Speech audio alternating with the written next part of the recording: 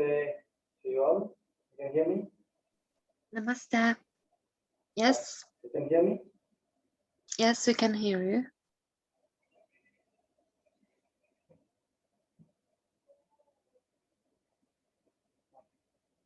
So, for this, wait.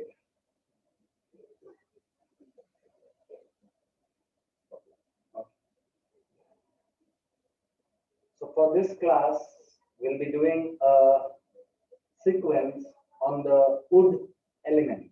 Okay? So, your wood element is connected to your liver and gallbladder. So, this is wood element. The emotion is anger. So we'll be working with the emotion anger with the element wood.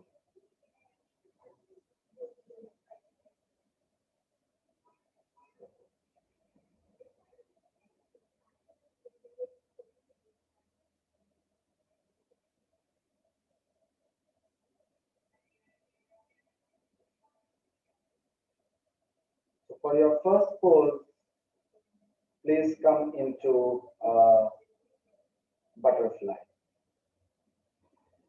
So we'll start with a butterfly pose. You first have your legs extended in front of you, rolling your shoulder up, back and down. Lengthen your spine so that you are not sitting on your buttocks, but mostly on your sacrum area. So you are sitting on your sit bones. Once you are there, your spine is totally erect. And then you will bend your knees, keep them a little away from each other by bending the knees, letting the knees drop to the side, and then very slowly bring your heels towards your hips and allow the soles of the feet to meet each other.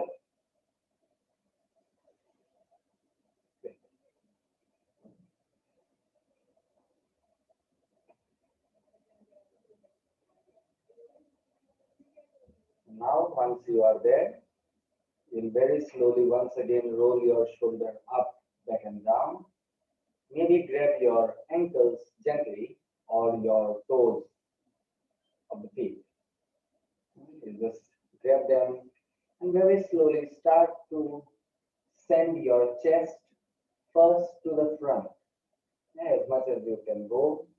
And once you reach your maximum, you will then start to round your back so that allowing your head to almost touch the ground or have your head on your feet. If you have difficulties in going that much, you can always place a block in front of you or a cushion on your feet, a cushion or two maybe, and then slowly and gently place your head there so that you can relax in the pose. Great. So when we talk about wood, so this wood is actually associated with vision, imagination, and dreams. The wood element in us helps us with all this, to see, to imagine, and to dream.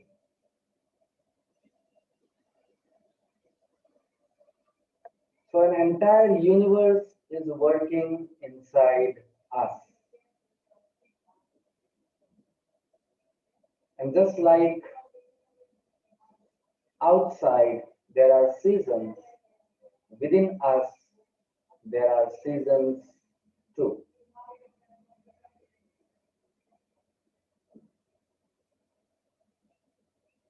You can think about these seasons as the cycles, the moon cycles.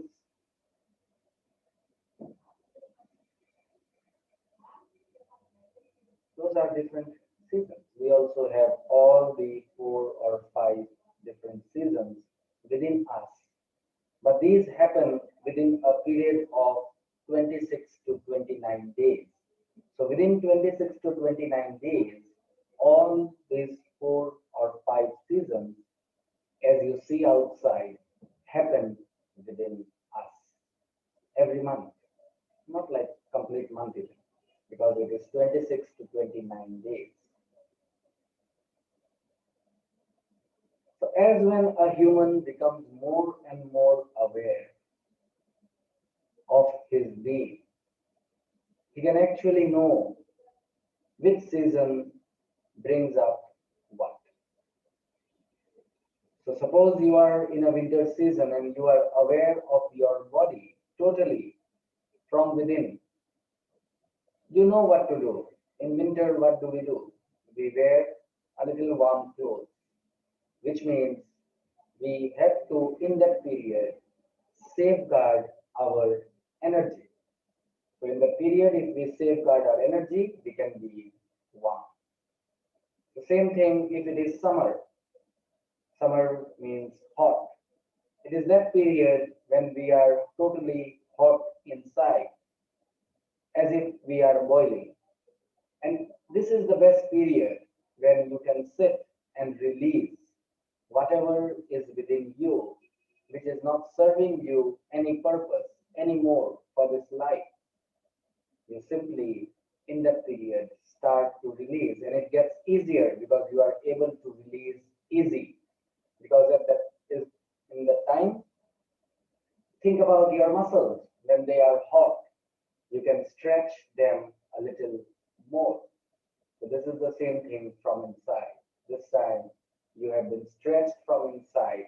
You can actually expand your vision more and more.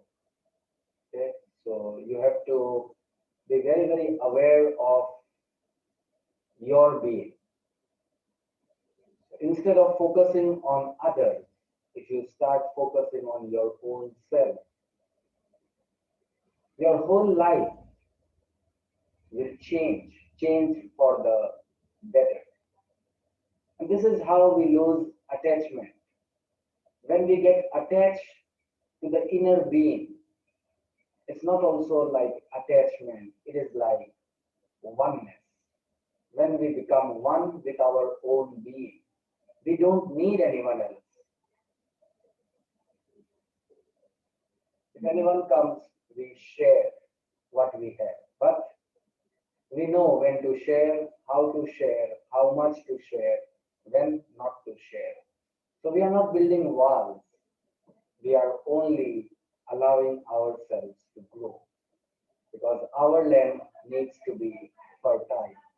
The climate needs to be fertile. So many things happen once you start connecting with the reality, the truth that is the life happening in you. And that is a reality, that is a truth. So truth cannot be seen. Okay, how can you see truth? You cannot even discuss about truth. Because if you discuss about something, that means it is not the reality. It is not the truth. Truth is a state. Truth is a feeling. Truth is lifestyle. Reality is lifestyle. So only when you become real, you may find people talking a lot about this and that. People who talk more about spiritualities and this and that and this and that. You should always keep yourself a little away from those kind of people. And they will only speak when they are needed to speak. If they are really on this path and they have seen the reality, if they have experienced the truth. They don't keep on talking. They can't even talk unnecessarily because they have no thoughts. People who have only thoughts stored in them are the people who need to keep on talking the whole day. They need someone to talk to. Why you don't need anyone? If you need to talk, talk to your own being. So this is your wood element. When you balance your wood element within you, you give yourself the most importance. The priority for you is you. And when you set yourself as the priority, no person in this universe can harm you, hurt you. It is pure trust, a pure faith. And when we have a pure faith in our own self, when we trust our own self, we are trusting the universe. And we don't force anything in life. We simply flow with life. We don't think about it's a bad phase, it's a good phase, it's dark, it's light. We don't even think about it. It's just we know. If it is dark today, it will be light next. If we are sad, that means happiness is very, very close. If we are in tears, that means smiles are about to appear. So all this happens when you totally connect to your wood element. Then you can work into your gallbladders, you will work into your livers. You will understand what the functions of liver and gallbladders are and how they are working within you. You can be safeguarded before any disease comes to you. You so very much get connected that the disease also have to ask your permission.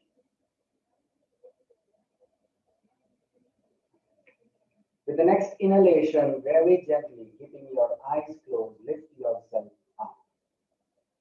So you come again into a sitting, extend your legs in front of you, shake your legs side to side if needed to, up and down if needed to, and you will lay on your back into Shavasana, which is your rebound pose.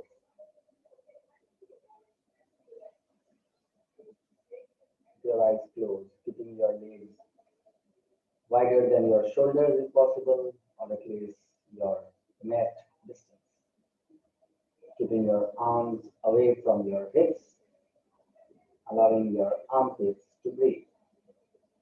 Your palms facing up, fingers spread wide so that your fingers can breathe. You'll be staying in your Savasana for a minute. So enjoy your Savasana. Just allowing yourself to feel how it feels after the butterfly pose.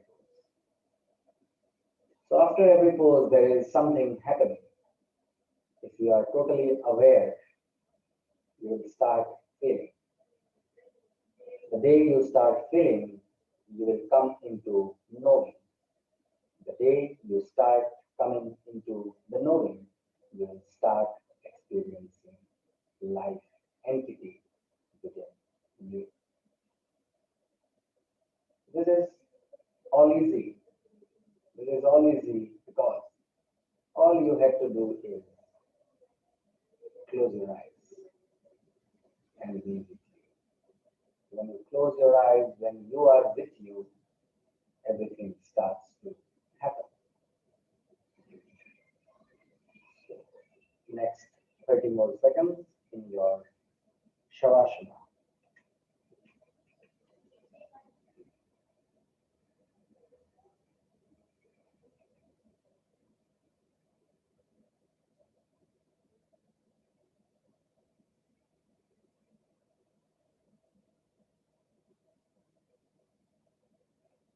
With the next inhalation, you can gently blink open your eyes to move into the next pose, which is known as thread the needle laying, okay? Or we even say figure 4.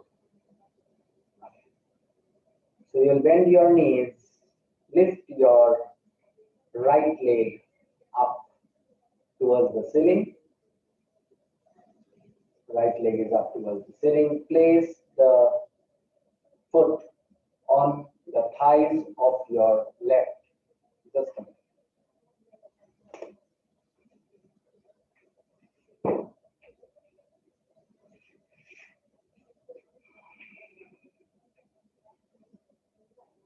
just like forming a figure 4. Okay? So you have to form your. Okay.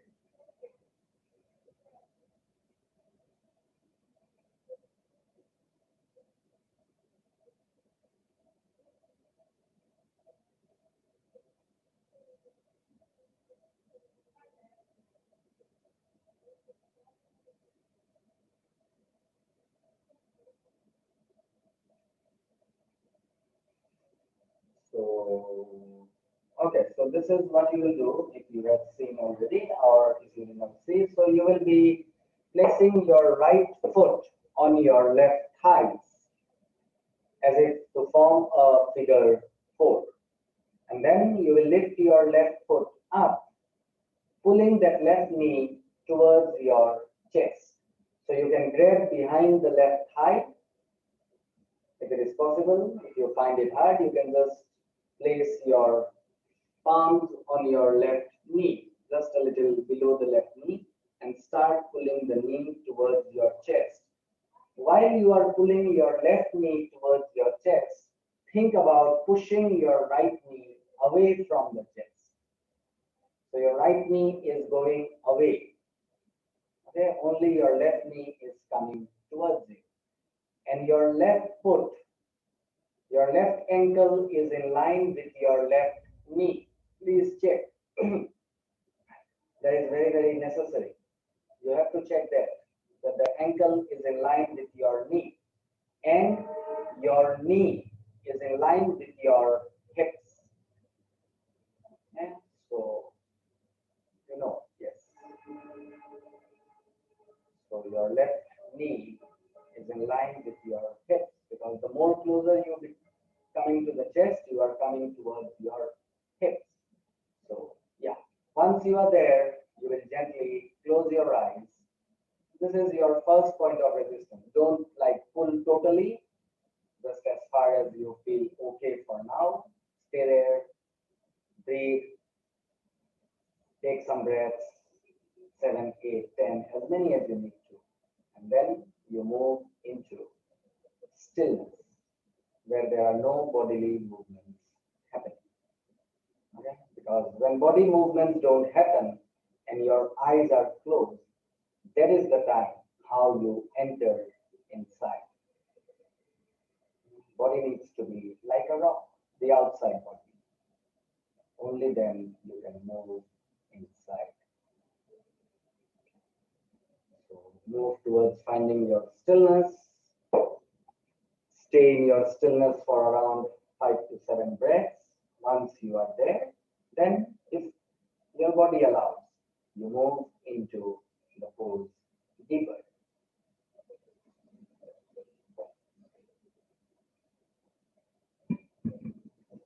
So always remember this. We are not using the body to move into the pose. We are using the pose to move into the body. So don't force. There is no forcing. If your inhalation and exhalation stays same as when you started the pose, you are about to start the pose and then you are in the pose. If your breathing is same, that means the pose is moving. It is allowing the body to expand, to open up, to lengthen, to find strength. Okay. We will be staying here for 2 minutes, next 2 minutes. Okay, Maharaji, just lift your left knee, left foot. The left foot needs to be in line with your knee. Okay, Girijaji, you also lift that leg up. Yeah, not that up. Yes, that's it. Perfect. Great. Yeah, so your left foot needs to be in line with your ankle, needs to be in line with your knee. This will safeguard your knees. Yeah, these are done because of that. We don't want to injure ourselves. Because we don't want to injure ourselves, we will always keep at least these alignments, which will help us. Okay, and this way your knee always stays in line with your hips if you keep your ankle in line with your knee. Then there it is, you find your stillness. If possible, you can even flex your left foot.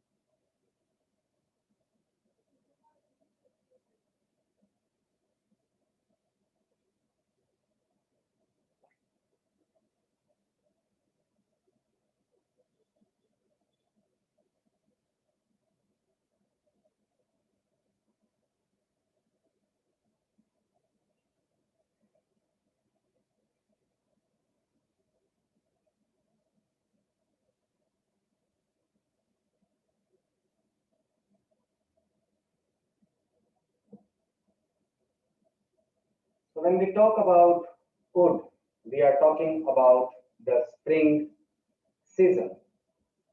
So think about what happens in spring season. The wood element within us is in a space of renewal, awakening, a rebirth. With the next inhalation, very gently release your arms first your arms, and then place your left foot on the ground very, very gently. Always go very slow when you are moving out of that pose. And then straighten your right leg up towards the ceiling. Stay there for a breath or two with your eyes closed, and then place that foot on the ground with your knees bent in the same line. Okay. So now you will lift your left leg up to move on the other side. The same thing you will be doing. This time the left leg is up, and you gently place your left foot on your right thighs. Then you grab yourself from the back to move into thread the needle pose. And you pull this time your right knee towards you and pushing away the left knee away from you. Right ankle this time in line with your right knee in line with your right hips, which means your lower back is firm on the ground, totally on the ground. You should feel a lengthening. So this is your first, you'll move into your first point of resistance wherever you can go. So wherever you feel like that's your space, just stay there. And as we do, you take 7 to 8 breaths there. Maybe after that, you can move into stillness. Once you are in the stillness for 5 to 7 breaths, now see if the body is ready to go deeper, great. If not, that's great too. So wherever it is, listen to your body.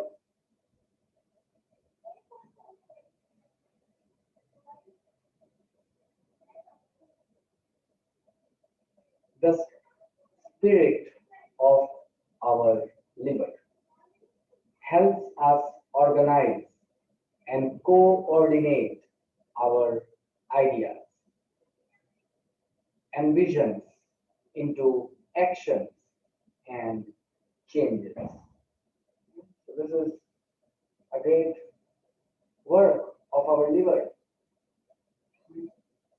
So even if we think that we see from our eyes, we think from our mind, we do with our hands and legs, it's not like that. It is the liver. It is the liver which creates so many things within us. So if liver is taken care of,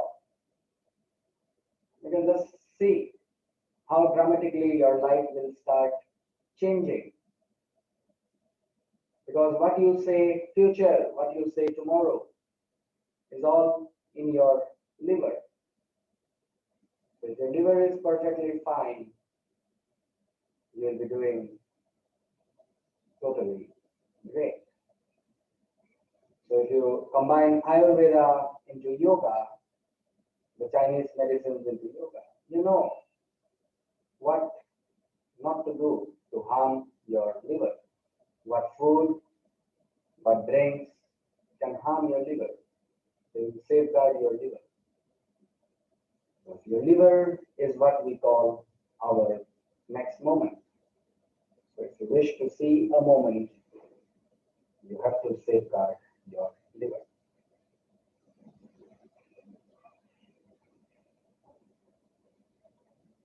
This liver is in charge of the smooth flow of chi. Chi means the prana, the vital energy,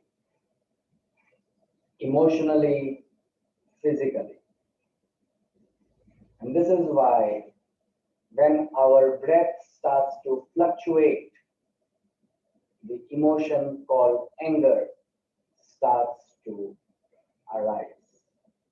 When we are moving into shallow breathing, short breathing, you simply have to understand that the emotion called anger has taken its roots and it can come out anymore.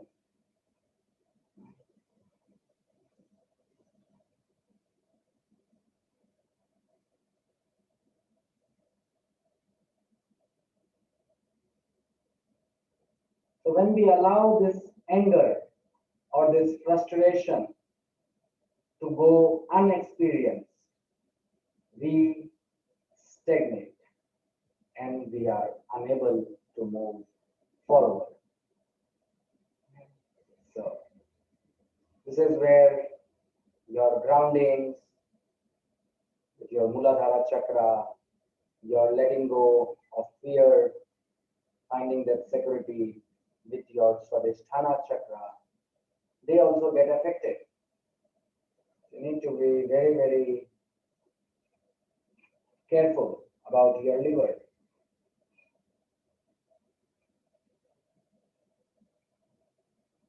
I'm staying here for 1 more minute. A little less than a minute now, but that is what we will be staying here.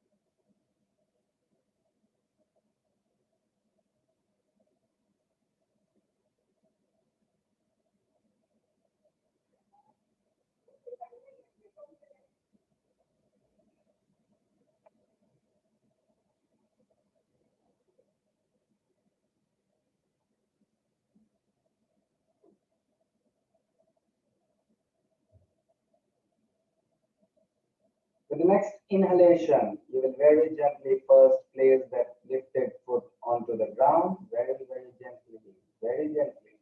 Let's take 5 breaths, 4 breaths, 3 breaths to come out. Great. And now send your left leg up towards the sky. And then very gently with your inhalation, you will bring that leg down. Keeping your knees bended for a moment, keeping your eyes closed for a moment. Will give you many more results. Okay. Now you slowly extend your legs straight and then roll onto your belly for your rebound pose.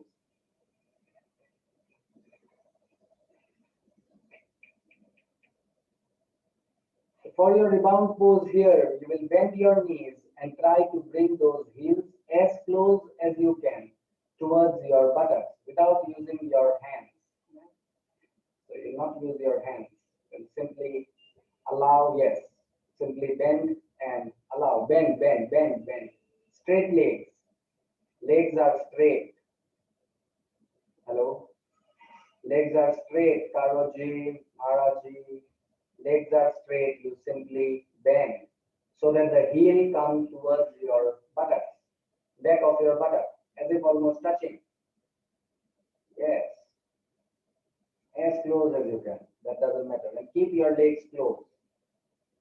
So the more close you keep them, the more easy for your heels to come towards your back.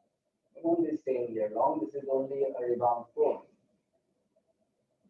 Because we were working with those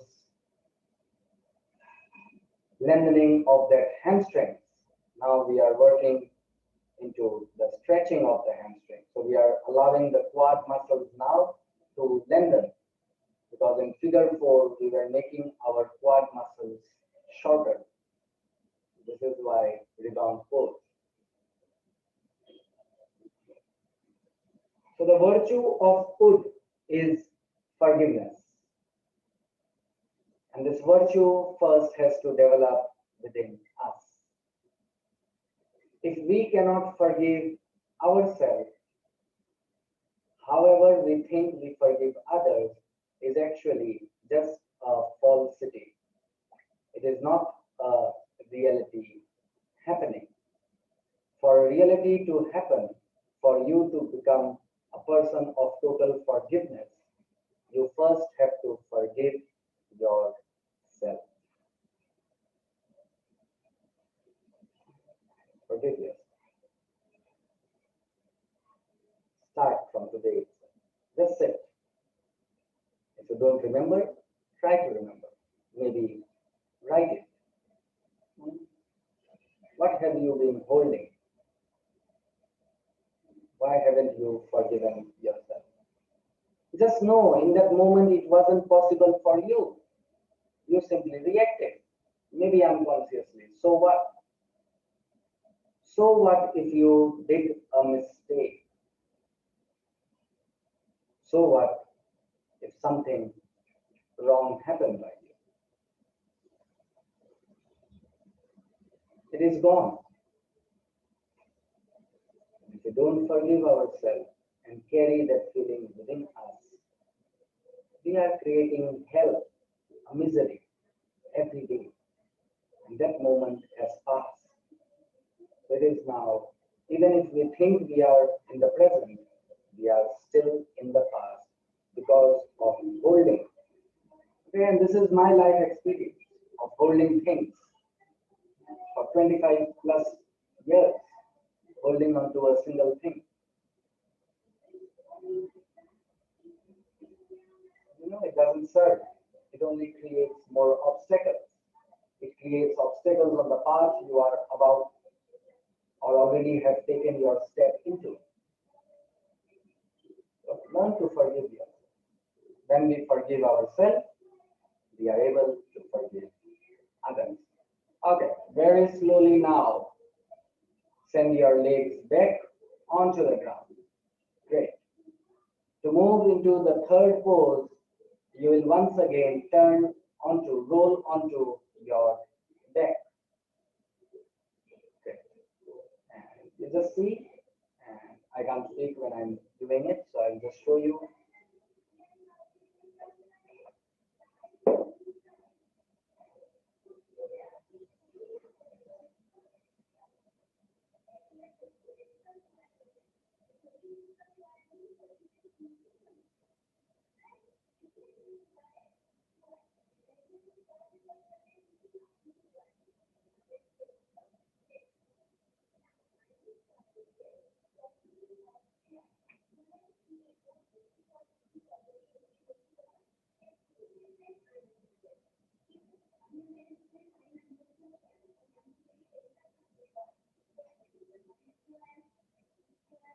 So this is your half baby pose, and those were the versions, different variations. You will first bend your knees and then bring your left knee first towards the chest and then straighten the leg. So keeping the knee bended, you will straighten the lower leg. You will grab hold of the soles of the feet, of the foot, of your left, and then try to bring that knee more and more towards your chest, towards your armpits actually, not towards the chest. Instead of chest, try to bring it near your armpits. Once you reach your maximum, you will be staying there. And when you find stillness, then you will try to pull that knee towards the ground as much. Your shoulders totally relax. Totally. Anything happening right now is only with that leg. Okay. Your right leg, you can have it straight, extended up towards the ceiling, or keep your knee bended in the air, floating in the air. Or you keep your knee bended in front of you with the foot down. Or if you want to go more deeper, feel the stretch, you straighten your right leg. Place your right palm on your right thigh so that the thigh is being pulled by the gravity. Okay, your hips are not lifting. This is your half baby pose. Let me see how it goes.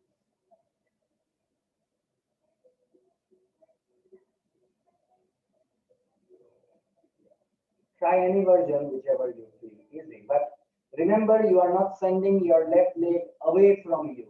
Okay, so there is a lot of tendency with people sending that foot away, trying to bring that knee down. No, the knee is in line with the ankle, always. The knee and the ankle are always in one straight line. Okay? And the knee is always in line with your hips. So when you pull, that's it, you pull. So that the knee and the hips come in one line, your ankle and your knee comes in one line, and you are not sending the leg out, trying to pull it towards your midline, more close.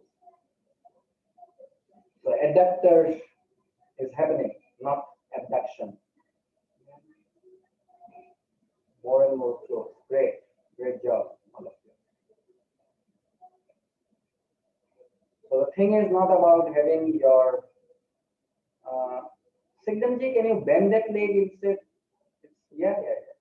Just bend it. The leg. I think I missed the how you do it first. Okay, I will do it. Just a minute.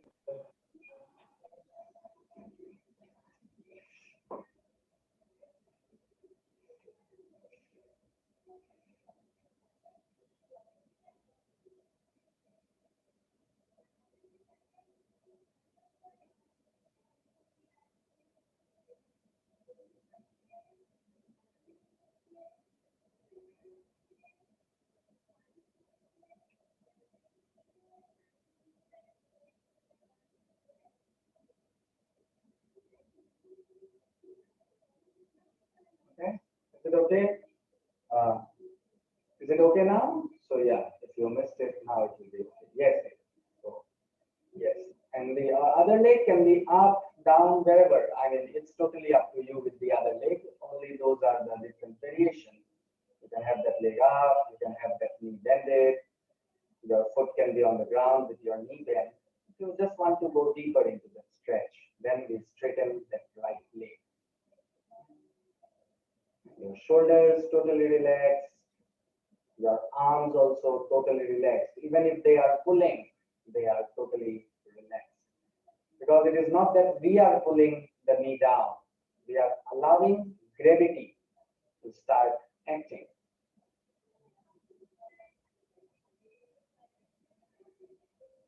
Right. Keep going. You will be here for 1 more minute since we have already done a certain amount of time here.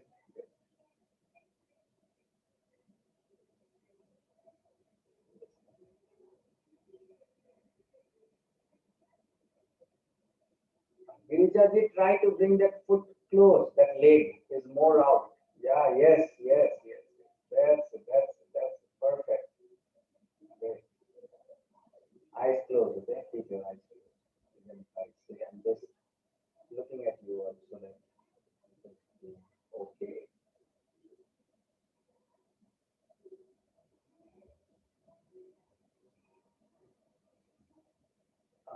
Munji, can you have that knee and ankle in one line? Even if, yes, yeah, even if it is up, that doesn't matter. Great. Now try to bend your elbow. Elbow, this elbow, yes. And bend that right knee. Don't keep it straight. The right leg, instead bend it. Yeah, there you will feel, yeah, you see, you feel a difference already. And the knee is more coming towards the ground. Yeah, that's it. Stay there. It doesn't matter. You don't have to be in the final version. We will be there.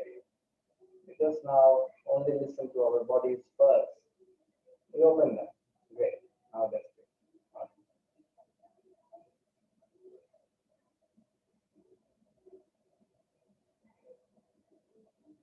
Yeah. Maharaji, you can also keep that right knee bended. That will help you more. If it's okay with you.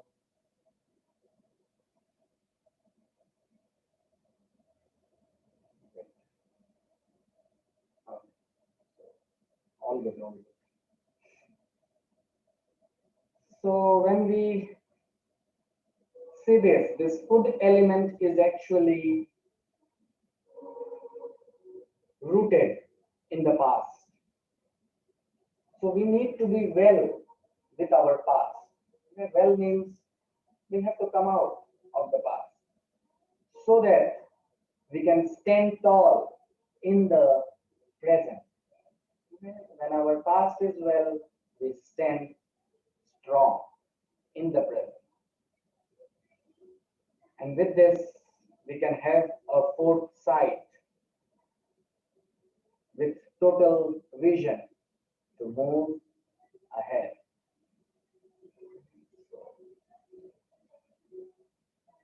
So we can be only well with our past if we have no past. So at least that thing which we can remove from the past, we should totally remove it. Forgiveness is one way. However shamed anyone can be in this universe, okay? We all have our past. And in our past, we all have done something. And if you are like totally divine, maybe not in this lifetime, but some other lifetime. That is also your past. So we need to forgive ourselves for everything. Even if we don't remember, we at least let this body know from deep inside, I forgive me, forgives we forgive we. So your I, me, and we needs to be totally forgiven. So when you first time do something, it's ignorance. When you second time repeat the same thing, it's a mistake. Till there, it's wonderful. The thing is, if you keep doing it again and again, it converts into a habit. Once it becomes a habit, then it moves into its roots, move into samsaras. Then the roots take more place, they move more and more deeper. Then it is also difficult for us to remove them. So better. What is gone is gone. From now onwards, may whatever happen. This is life. Lots of things will happen. We are all on a process of becoming a human. So while we are on a process, mistakes will happen. But remember, allow mistakes to happen. Don't allow habits to be created. Don't create a habit. So that's it. With the next inhalation, very gently, first release your arm from that foot, from the soles of the feet, and then you can either have your knees bended or have your legs straight.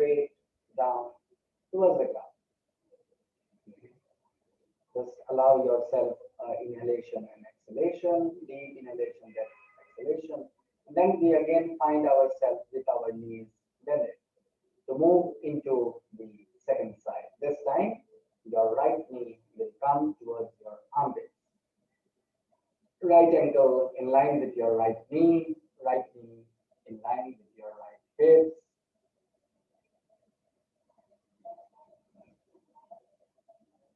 Your left leg can be up, bended, or be straight. Totally your choice.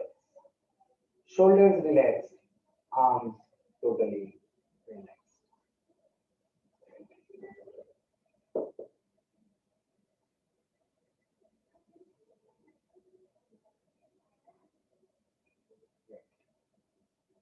Only your eyes closed can help you. There is nothing to see. Nothing actually. This whole world is nothing to see. It is only your projection. Why do you even want to see your projection? Then already your projections have gone wrong. Naturally they have gone wrong. Because don't think into the words which people say, life is a suffering. Because they did not know what Gautama the Buddha was saying, they just kept on writing that Lord Gautam Buddha said, life is a suffering. What Gautam Buddha was saying, life is a suffering, then you are attached to your body. So the more you are attached to your body, life will be a suffering. This was the reality, what should have been written. You know, people are extra smart. They use their intellect instead of intelligence. And when people use intellect, they write according to them, not what was said or not what is the reality. Because reality and truth cannot be explained. It can only be experienced by feeling it, by knowing it. So life is not a suffering. Don't even think about that. But because if your life is a suffering right now, that means you are holding on to your past. And the past keeps on repeating. Because of the past, you suffered. And now in the present, if you keep repeating your past, naturally, you will keep on suffering.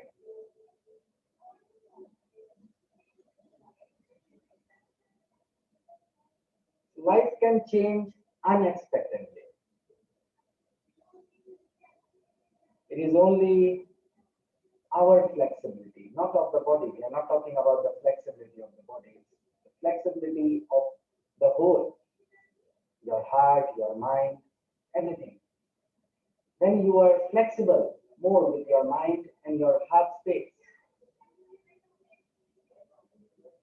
it can actually become your strength.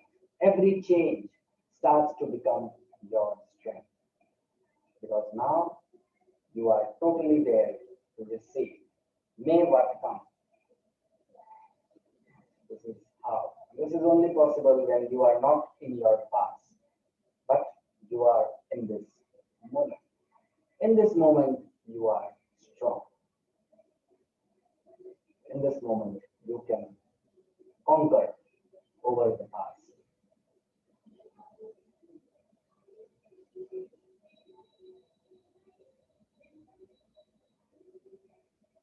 Just like you do on the mat. You come into the pose, try different variations, and slowly you know where you can move into. But you are trying certain variations. This is why I showed you the variations. So you have 4 or 5 options always. And then you find the best one for you. This is same with life. You try. You try this, you try that. That's it. If you don't try, how can you even know? You have to try. Physically, you do have to try. And then you find the way out. This is in this world, in this living world, living human world. We have to try our best.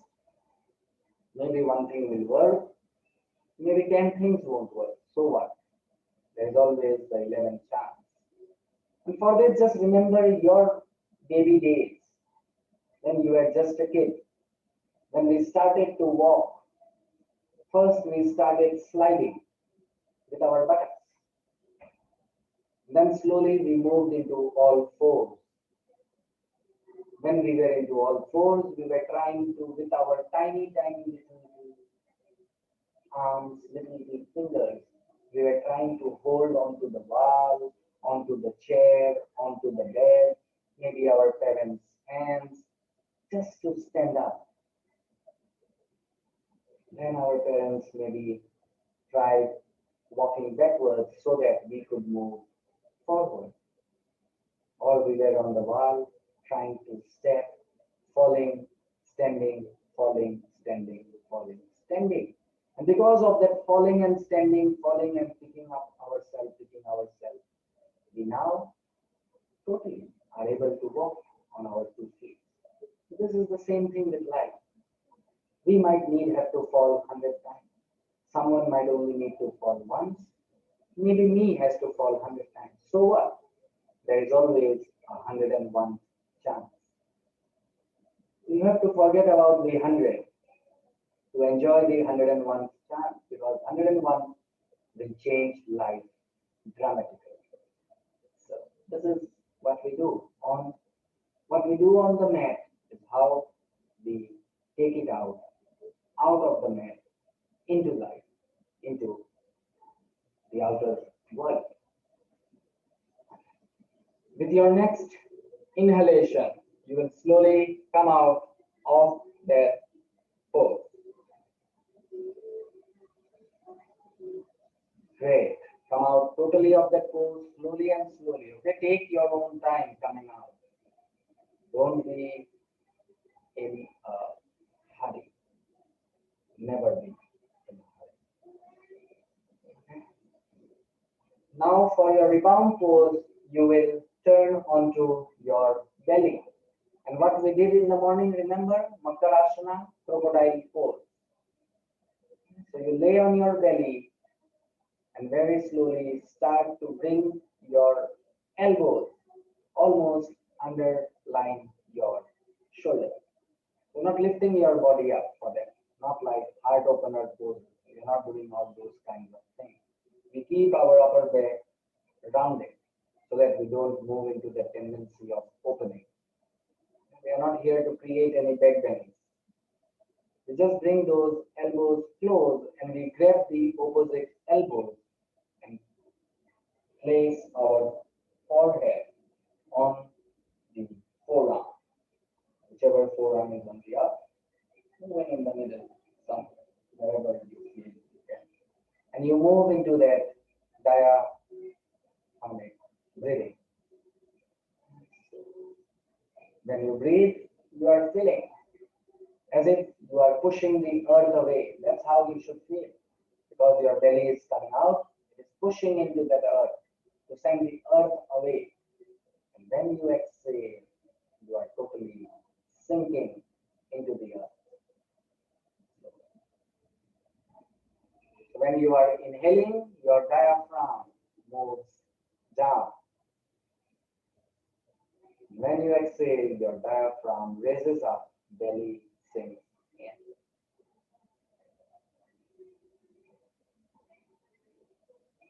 Use this time to breathe totally. You may not find time in the whole day itself to again get into this pose. So whenever you are in this any pose, just try to be totally there so that you can understand what is happening.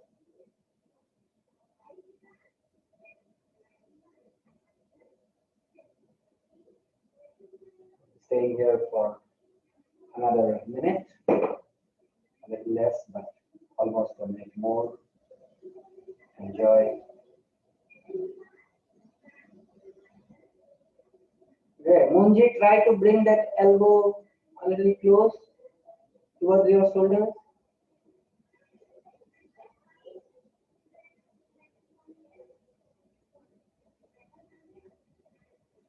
Pull them. Yeah. pull your elbows close towards your shoulders. Even if they are not in line. Yeah. Maharaji, perfect, perfect. Eyes closed, eyes closed. Keep your eyes closed. Don't get distracted. This is one thing I don't like about online teaching, but otherwise it's amazing. This is only one thing because if I say someone's name, I'm only saying to that person. Other person, you are okay. That is why I'm not even saying your name. Wherever I feel to adjust a little, I will do that. So that you feel the benefit. You need to feel that benefit. That is more important for me. Unless you experience it, you will not know.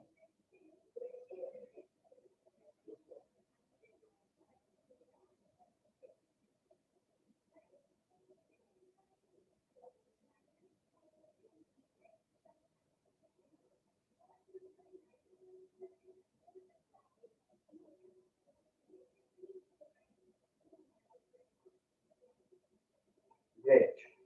Now very slowly, allow your arms to move forward or backward, wherever you feel good. Gently open your eyes.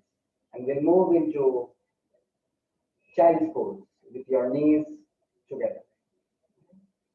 The traditional child's pose. Your hips on your heels, toes untucked. Your belly, chest resting on your thighs. Totally lengthening of the spine happening. This time no rounding, lengthening happening. So as if your chest, even if it is laying on your thighs, think about sending that chest to the front of your room. Think about it. Only you have to think. It won't go away, but just have to think. This way you will lengthen your spine. Great. Great. And your arms can be behind or grab your toes. That actually makes a circle. Yes. What we were talking about, the circle, that helps. Energy, we are into a child's pose. Okay.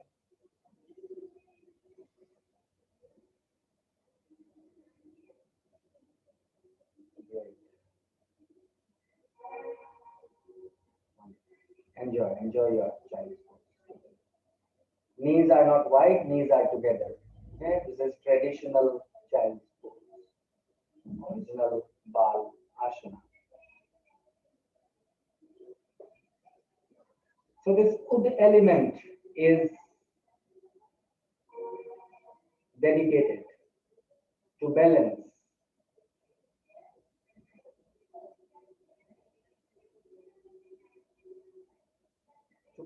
our experiences of truths and our preferences with accepting other points. A total process without judgment.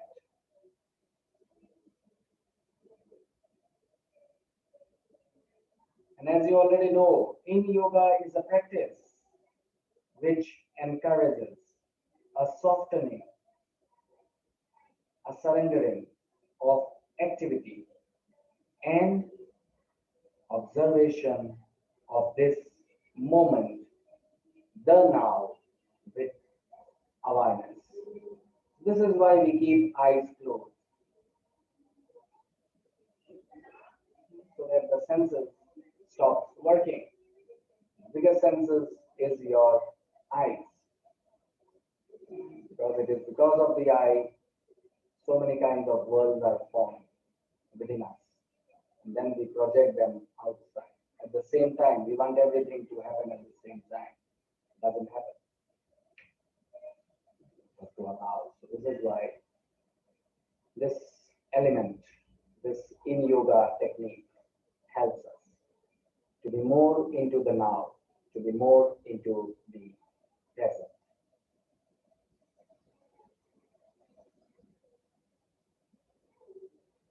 We'll be staying here for another 2 more minutes.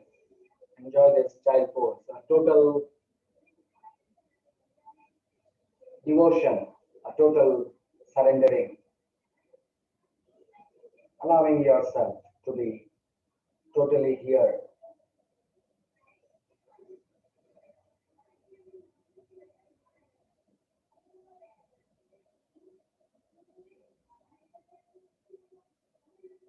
So this anger, when we say, which is within us at times, generates, we think it's actually a very big thing. That's what we think.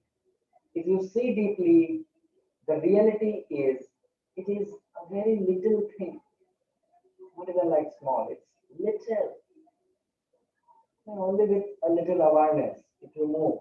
It is not that we will find as if thousands of horses are pulling us.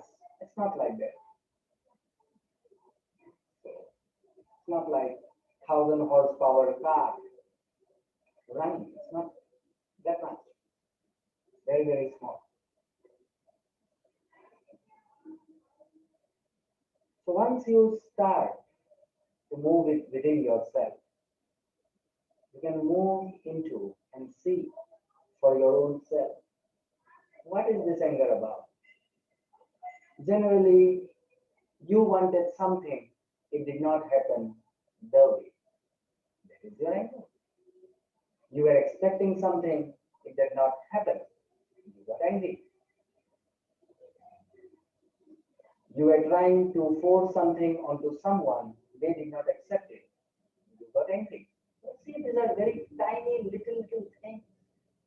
It's not like a very big thing. But if you keep that anger within you growing more and more and more, then you are there to bring trouble. Because now that anger seed will create this disease. And then you get sick mentally, physically, emotionally. You start to get sick. Because now it is a disease. Your anger converts into disease. So don't allow your anger to convert into a disease. Just laugh out. If you sit with yourself and you can think about why were you angry just hours ago, if you see it, you will actually laugh. What a fool I have been. The thing is, we have got so much attached to this fooling ourselves that we keep on doing it again and again. And somehow you think you are a fool. You just forget that you are a process. To be a human, you just keep yourself look like a fool. It is only foolish people create anger. A wise person will never create anger. Because with anger you cannot change anything. In this world we can change something. If we have to change, it has to be love. Unconditional love. Nothing attached. But anger is attachment. So anything in life which has attachment is always going to create misery into your life. So how can you stay on yoga mat for an hour or two, not thinking about your families, husbands, wives, children? How can you stay? That's the same thing you do off the mat. Your parent, everyone is still there in your home or outside somewhere, but you are still attached with the attachment. Same thing you do even when you are talking. The I is talking, the we is thinking, but the me, detached. What do you mean by detachment? You don't start remembering what they said an hour ago, what they said a year ago, 5 years ago. This is how you detach yourself. You don't allow your we to remember your past when you are with someone, anyone. Think as if you are meeting that person for the first time, even if he or she is your husband or wife. Every time you meet, think this is the first ever time you are meeting. When you meet someone for the first time, how can you have any regrets, angers, complaints, jealousies? You can't have anything with them. meeting them for the first time. Okay.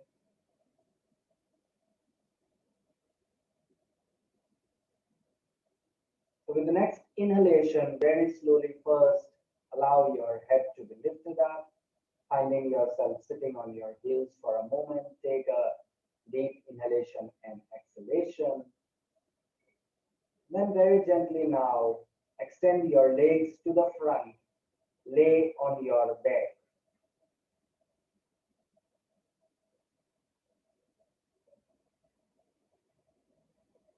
Lay on your back with your legs spread wide as the mat, shoulder width distance apart. Just like once again you are into your Shavasana for your rebound pose. So allow yourself the time. You won't be staying here for long, but yeah, just a minute in your Savasana. This is your rebound pose. Eyes closed, please. Why? Because the body even needs movement.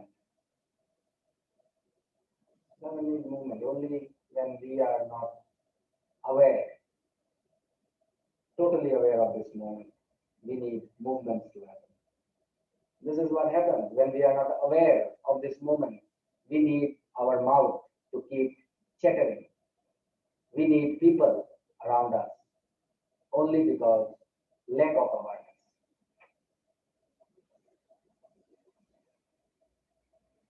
And when we have lack of awareness, we have more attachments.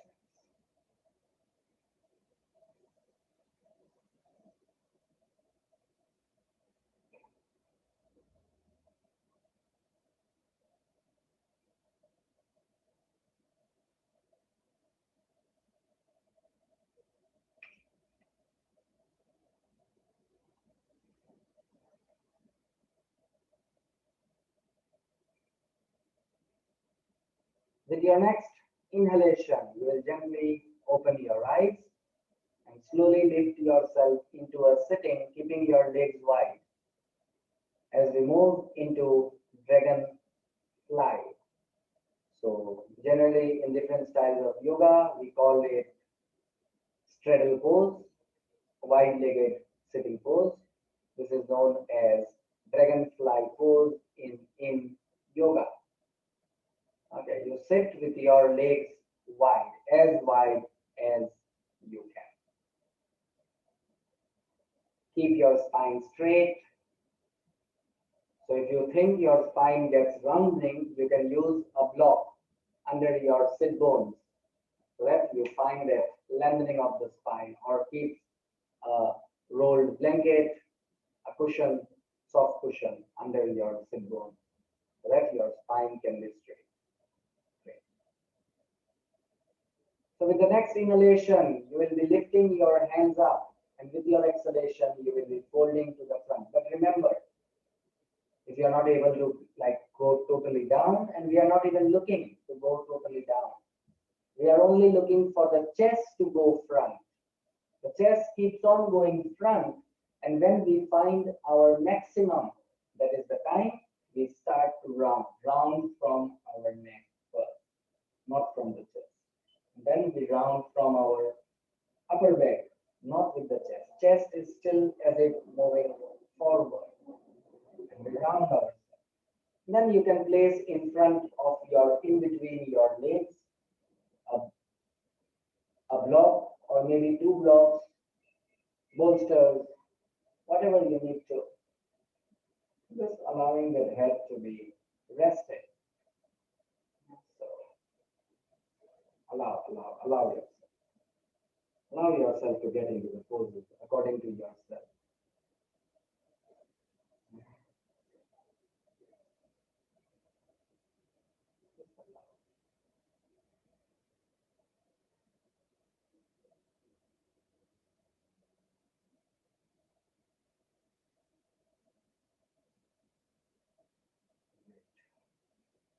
Inhale and exhale into the pose. Take your time to find your stillness. From your first tattva, move into the second tattva in time. And once you are in your second tattva, that is your stillness, allow some time to move into your third tattva, that is to go deeper into the force. But no force. Allow. So here if you allow, the gravity will pull you towards itself home. If you don't resist, if you are not trying to resist by making your muscles tighter, gravity will surely pull you towards it. Maybe slow, but it will pull you.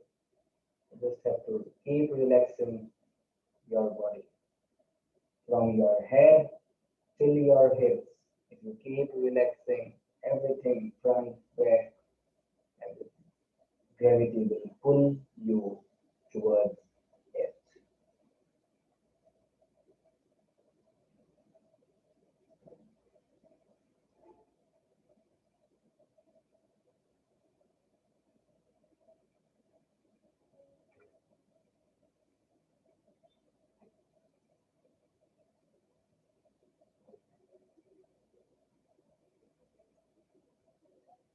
So this anger, frustrations, when we talk about them, greed, these all are actually very, very small little things.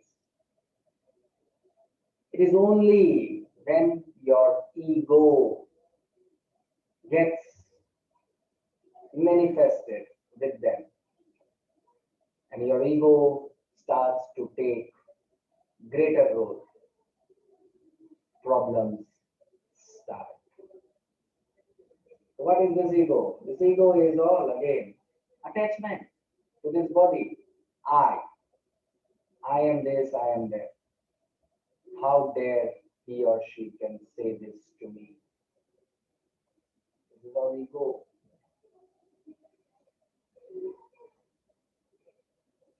And your ego magnifies, life becomes a hell.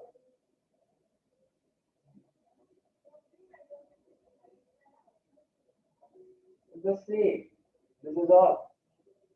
People talk about heaven and hell as if they are somewhere else. They are right here. When you are in a state of total pain, hurt, anger, greed, jealousy, ego, that is hell. When you are totally with oneness, with this whole universe, totally aware, deep conscious state when you are, that is heaven, full of pleasure, full of joy, full of smiles, full of happiness. So who creates heaven and hell? You yourself create. But people are so very nowadays comfortable living in hell because their pundits, their priests, their popes said you can reach heaven only if you do certain good things and only if you die. So people start living in hell for the rest of their life. And who knows after death, is it guaranteed that you will reach heaven? Because the way you live is the way you are going to live again. It's going to be a repetition because it's already your samsara, already your deep dream, vashana.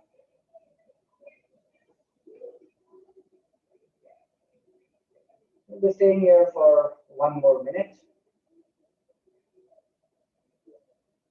Almost one more minute, not like complete because it's almost time for your rebound.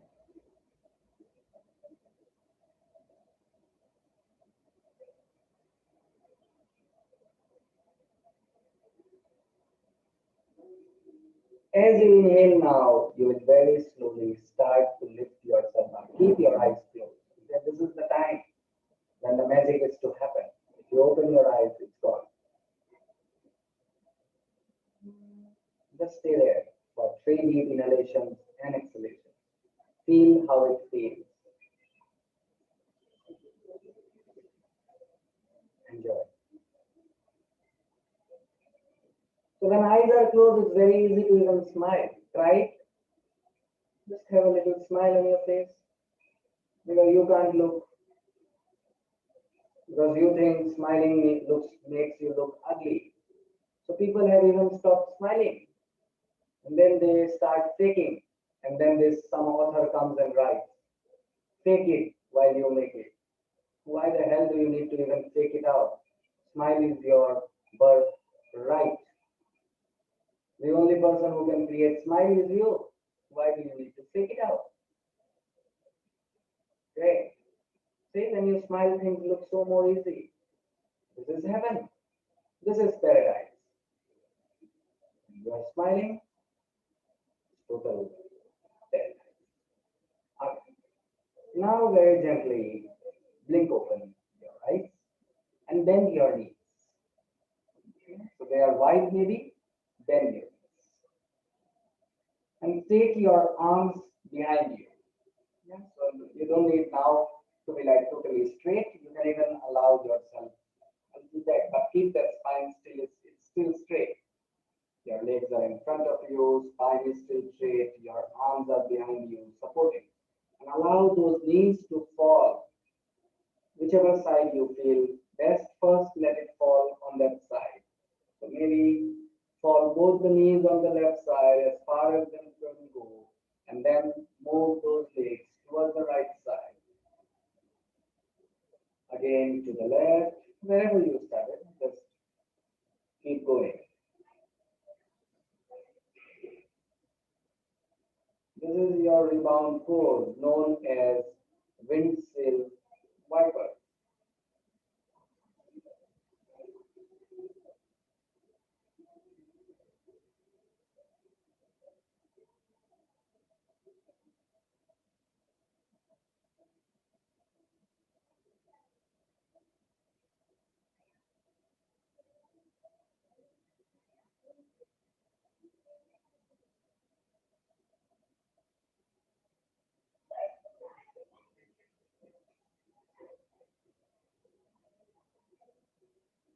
Great. So now you can stop your rebound pose. From here, we'll be moving into the next pose, which is known as double pigeon pose in yoga, also in some other styles, but generally we say fire log pose, in Sanskrit, Agni Stham Asana. So, for that pose, you just gonna have to see me and then I will talk about it.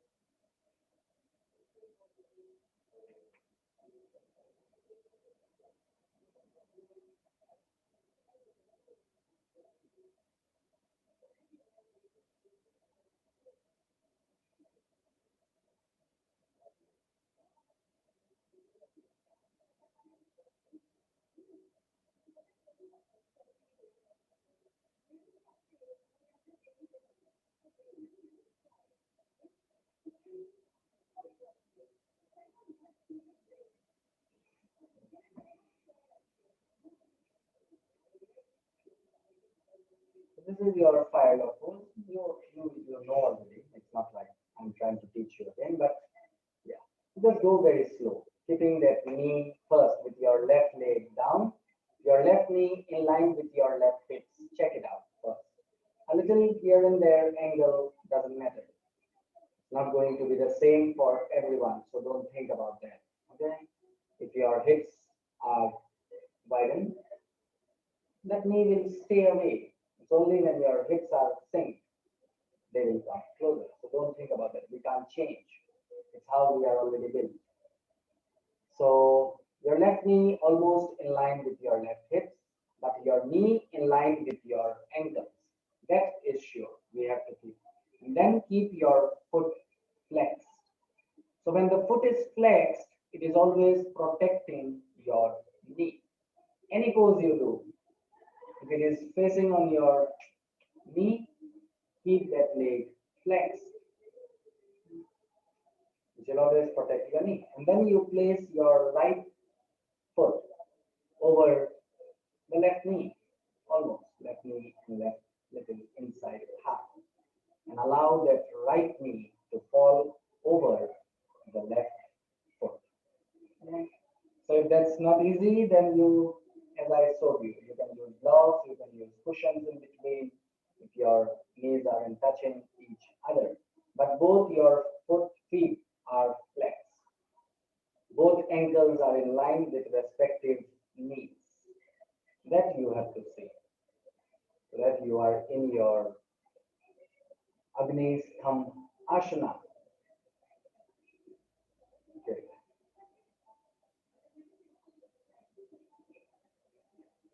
So once you are in your, just a minute, let me see. Stay in your pose. I will check on to everyone. Karoji, I actually can't see you totally. You just have to move back. A little back. You, yeah, or you think, yeah, that's perfect. Yeah. So, wait. We are not moving like into a lotus kind of. Okay. So, just remove that leg first. Yeah, both legs. Just remove that. Both legs. Straighten your legs. Yes. Perfect. Now bend your legs. Bend your knees. Yeah, bend both. Send your right leg away. Send it away. Right. Yeah, perfect. So that your left knee falls down. Yeah, just allow it to fall down. That's it. Perfect. Now flex that foot. Flex. It's pointed. You watch your foot. It is pointed. Yeah, that's flex. Great. Now with your right arm, very gently, can you place the right foot? There you do. Great.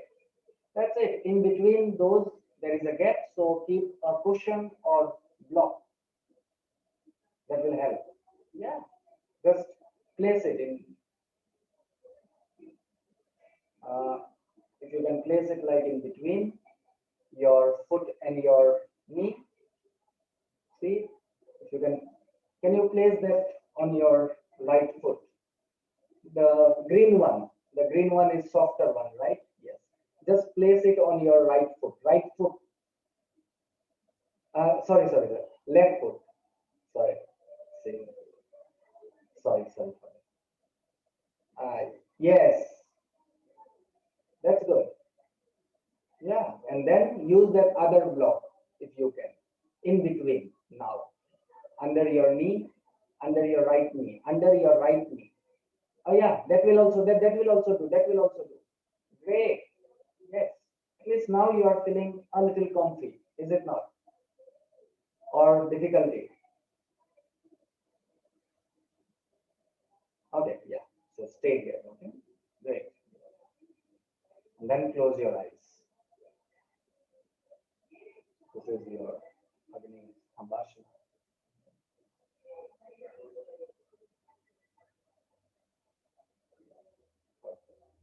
Perfect. Yes, perfect. Keep eyes closed. Stay eyes closed. Great. Just remember your feet are flexed. If it doesn't happen, you can use your arms, okay? Just keep your arms. With your arms, you can pull those toes so that you can keep them flexed. No harm in doing that. We just use every part of our body to move into the pose. So we do best, whatever we can. Yes. Maharaji, is it like too difficult? You okay? I think you can just have that block a little on the downward side, that block. Yes, there you are. Just keep it in between your knee and foot, the block. Yes, there you are. This is more easy. Yeah, see, this looks more easy. You are not hurting yourself. Great. Yes. Great. Stay there. Keep breathing. Great.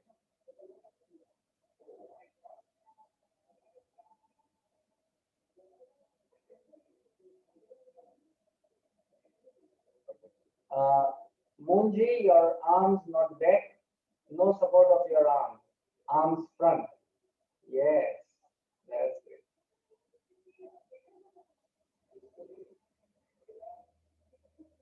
Keep breathing, keep breathing. Stay into your breath. Perfect. Great, everyone. Good to see. Girija ji, don't use your arm strength. Try to use your inner strength rather than your arm strength. The arm should be like in the front, not back. The moment you put your arms back, your spine is no more straight. Okay? Only when your arms are in front of you. Yeah, great. Just another minute, less than a minute now, so don't worry. You are doing perfect. One side will be completed. Then we move on to the other side. So you are already on the finish line of your first side. Already doing great. Just simply enjoy. Try and enjoy. Only when you enjoy, things happen. Because if you don't enjoy, anger happens. Frustrations happen. Otherwise, somebody slapped me. What the hell did he slap? He slapped only the skin. So what? What is there to think about? He did not touch me. He only touched the eye part. Any person can only touch the eye. The knee is never touched. Lord Krishna in Bhagavad Gita already said this. The soul, the knee part, it cannot be destroyed. It cannot be burned. It cannot be hurt. It cannot create. It cannot be taken to any state where there is pain, there is hurt. It does not get affected. It does not get watered. Nobody can pour water on it. Nobody can place fire on it. It simply stays untouched by everything, just like that lotus flower, attached to the water, yet totally de-attached. So this knee also is totally de-attached. With your next inhalation, you will very first slowly, okay? Whichever leg is above the right foot, you will extend that right foot to the right leg to the front, and then very gently bring that left leg and place it to the front. So your legs are extended. Shake your legs side to side, up and down. Inhale, exhale, inhale, exhale, inhale, exhale. Enjoy. And then bend your knees, bring them close, bring those foot closer.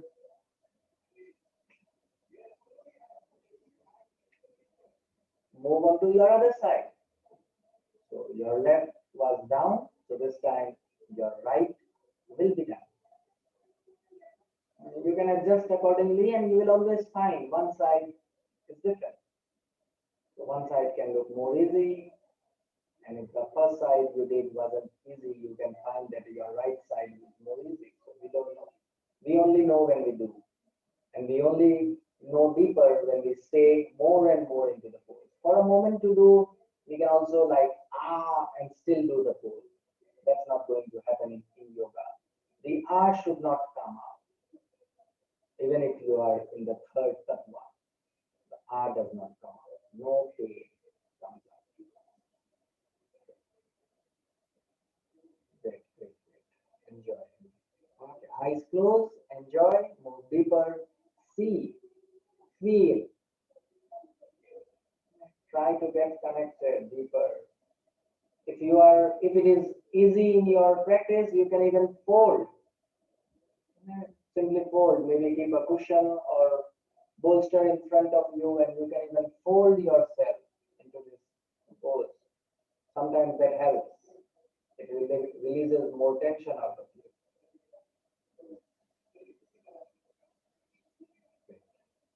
Keep breathing.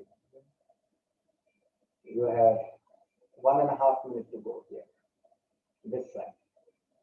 The other side we did 3.5 minutes, so we'll do the same on this side. Total 3.5 minutes.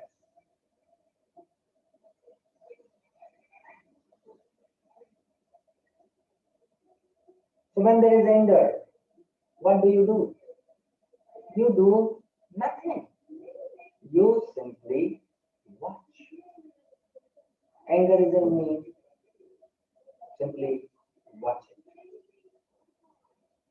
So when you keep watching it, it's like that naughty child. He or she might be doing something.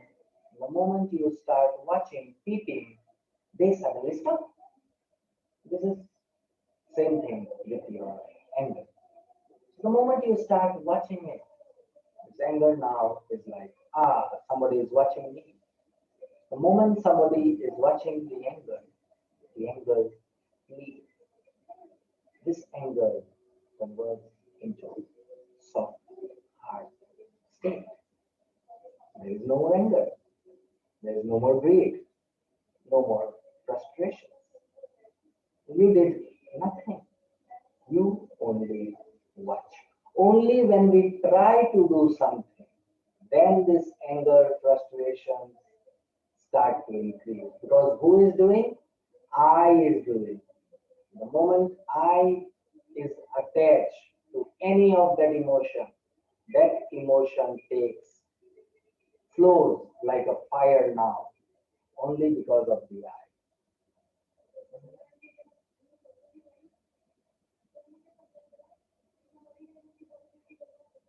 This is why some of these affirmations, this positive talking thinking, don't work out. When you are angry and if I am telling you, you are love, and you repeat, I am love, I am love. Deep inside, you know you are anger. You are now only trying to cover it up. It won't even help. It can only help during when the teacher is there, teaching you all BS kind of things. In reality, nothing changes. Reality only changes when you move into the reality. Moving into the reality is you are not angered. Deep inside, you know it. You never were anger. So when there is anger, you watch. Accept it. It's a human process. Once you accept it, watch it slowly. Your anger turns into softness, a state of love. Watching converts, fighting increases. So when you fight with anything, there is always increasing. If you only watch. So if somebody is saying you anything, simply listen. Don't react. How long can the other person talk? His energy will go away. He or she will stop. It is only when we start to argue. Why does argument take place? I. All because of I is there. In this world, arguments take place. Otherwise, there will be no arguments in this world. Inhale now. Slowly, you will release, move out of that pose with your legs extended.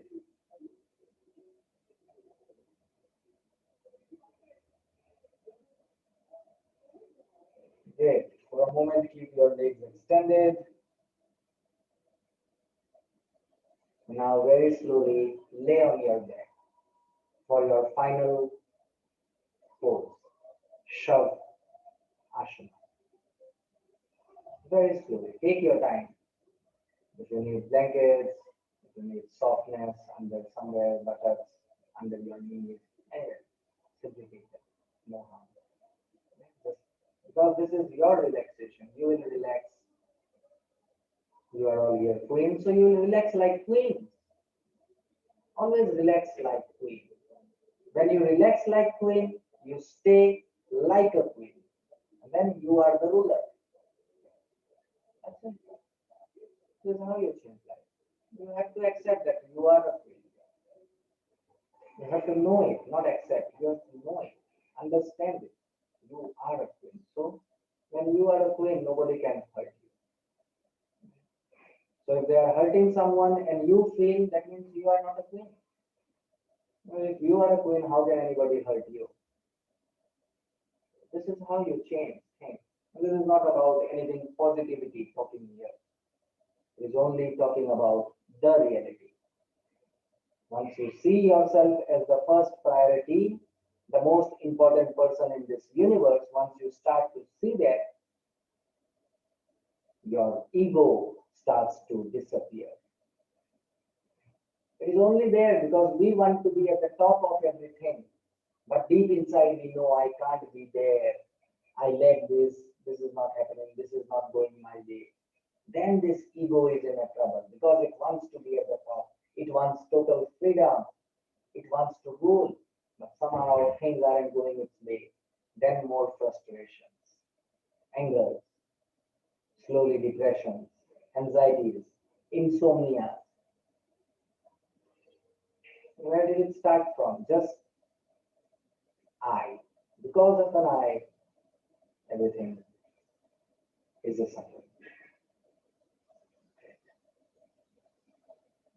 So as you lay in your Shavasana, your final pose, we'll be sending your awarenesses and then relaxing. Okay? So move into your toes and relax your toes. Move into your ankles, relax your ankles. Move into your calf muscles, relax. Move into your shin muscles, relax. Move into your knees, relax. Move into your thighs,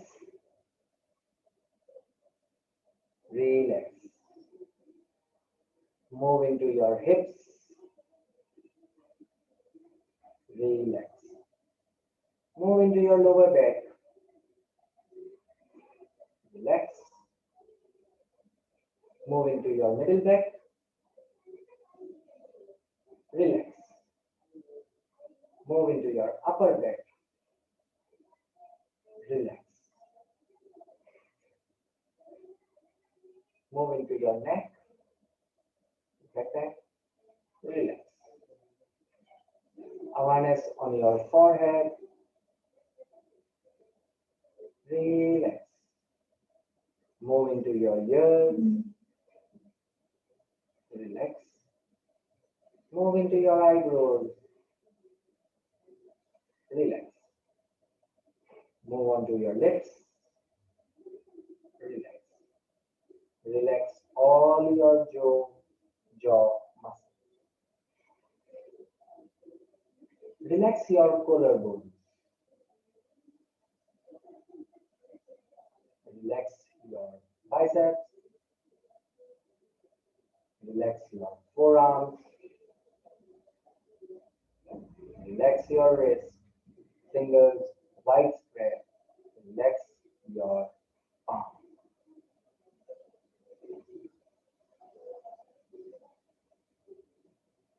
Relax your shoulders. Relax your chest. Relax your belly.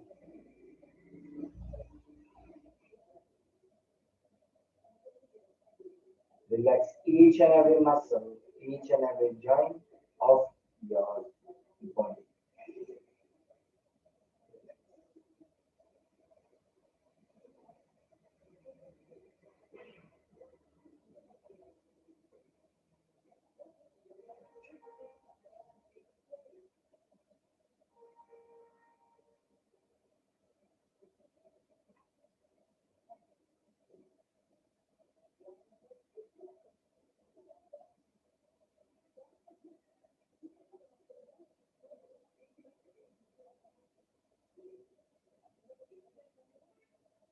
You don't need to control your anger. Never try doing that.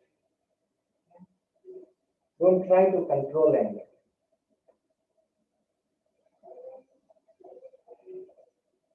Just accept it. Total accept it. That in that moment you are angry.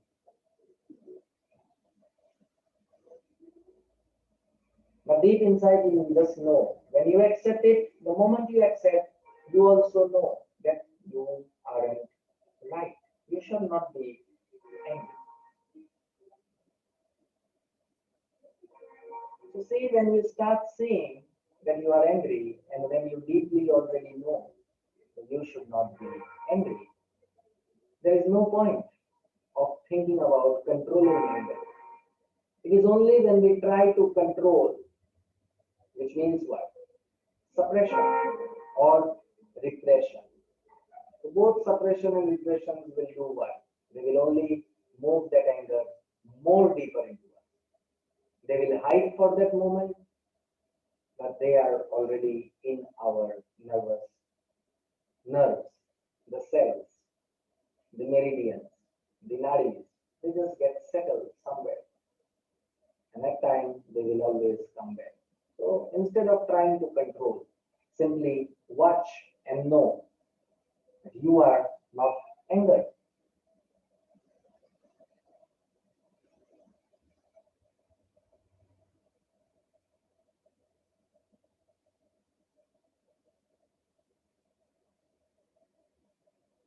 And you can see about this anger thing. It is an unpleasant thing for you and people around you. But the most important thing is it is unpleasant for you more than for the other. Suppose I come and say you something and you get angry. I leave. You are now carrying that anger. So you are creating unpleasant and unpleasant and unpleasant moments for you more and more and more. The other person which was me, he already reached his home, had a banana, had an apple, had a cold drink, and you are still suffering. So who creates suffering? You. Who is the creator? You. So why create suffering? Instead of suffering, create joy. So very simple understanding. When life converts into a pilgrimage, life becomes a pilgrimage.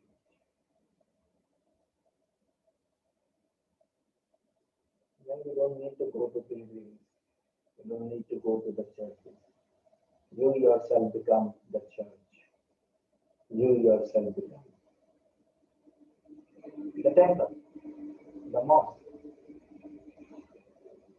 And where to go? Deep inside. The moment you are deep inside, this temple, mosque, everything fall down. You are there, totally there. You're doing it. You're doing it perfectly. What is done, what is gone, is gone. Next moment is there to come. If it comes. If it comes, how would you like it to? Every moment you keep practicing on this, slowly and slowly, whole universe and you will become one.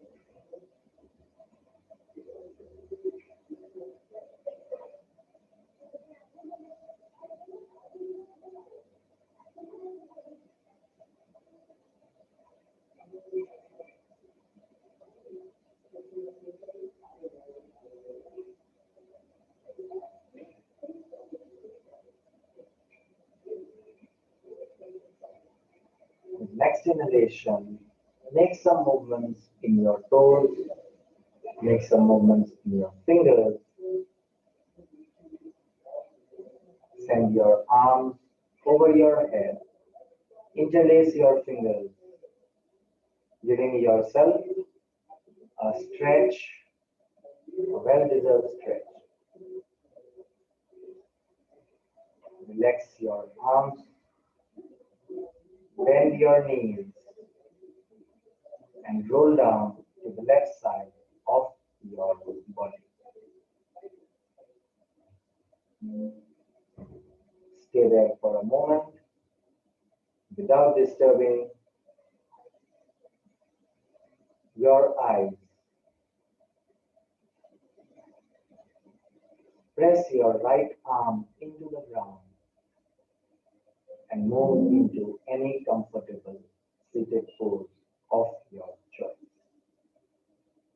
Roll your shoulders up, back, and down.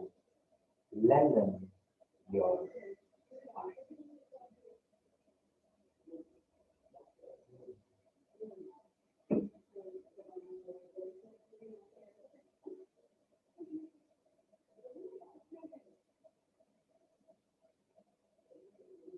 Stay there. Simply watching your inhalation and exhalation. If there are any still sensations surfacing, simply watch them. It's okay.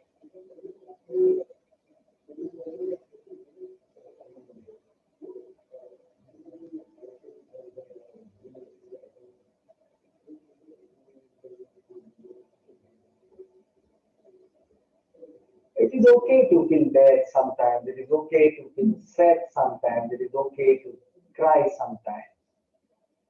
It's all okay. Okay is not when you were sad and now you are again thinking about it again and again.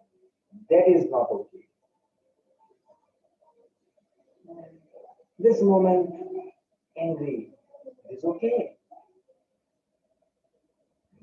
Moments to come, if you still keep on doing this again and again, as we said in the start, habits.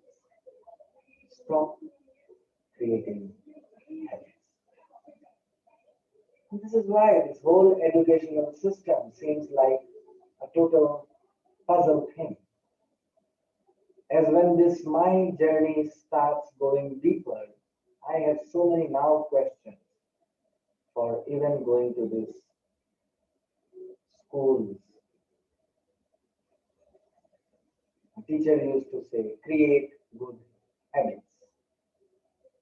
The moment the teacher says create good habits, the teacher is also saying hidingly that you are a bad person. This is why you need good habits.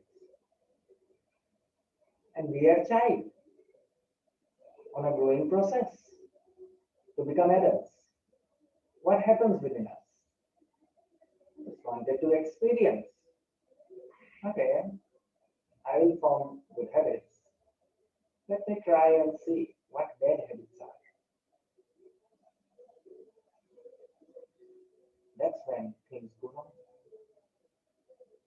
And bad habits stay. They start ruling over us.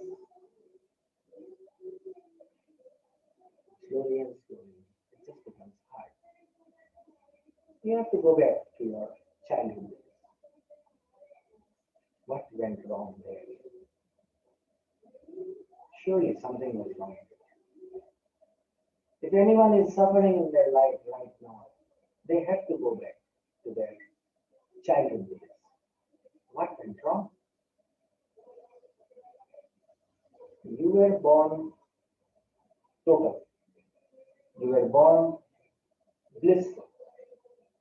You were born complete. Why isn't that state still available?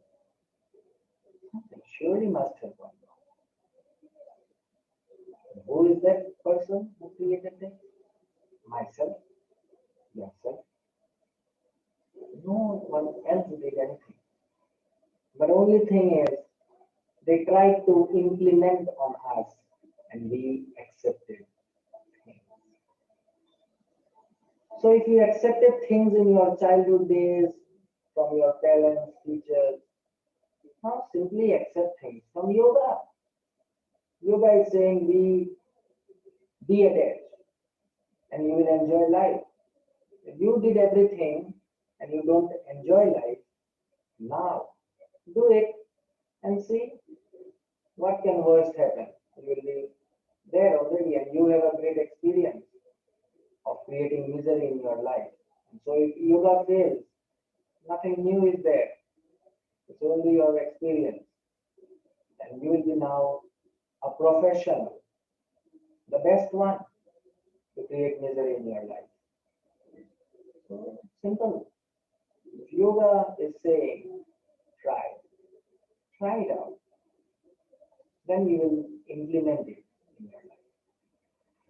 Then you become more aware, you become more conscious of every action of yours.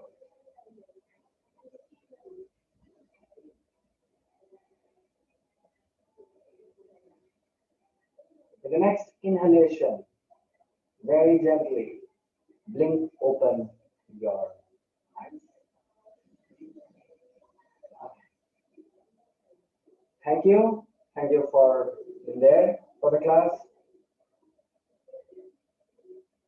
If you have any questions, I am here right now.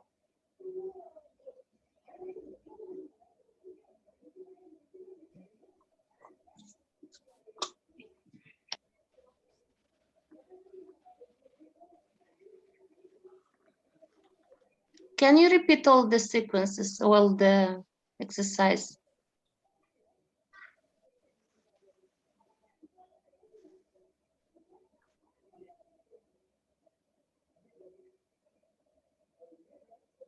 Butterfly pose was the first one. Then we move into half happy baby pose.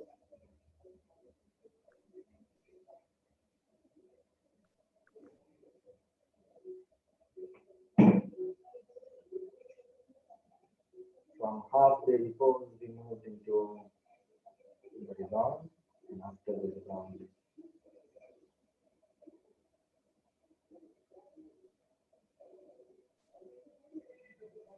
Prone was one prone position. Lie with the legs up. After that, happy baby pose.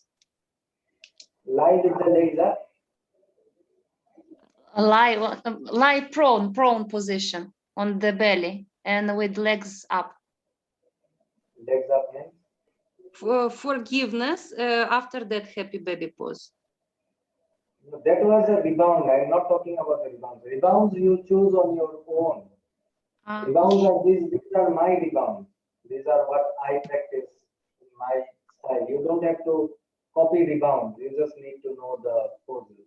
Yeah. So rebounds you don't have to copy. You can use any rebound, whatever feels good to you. We had dragonfly pose.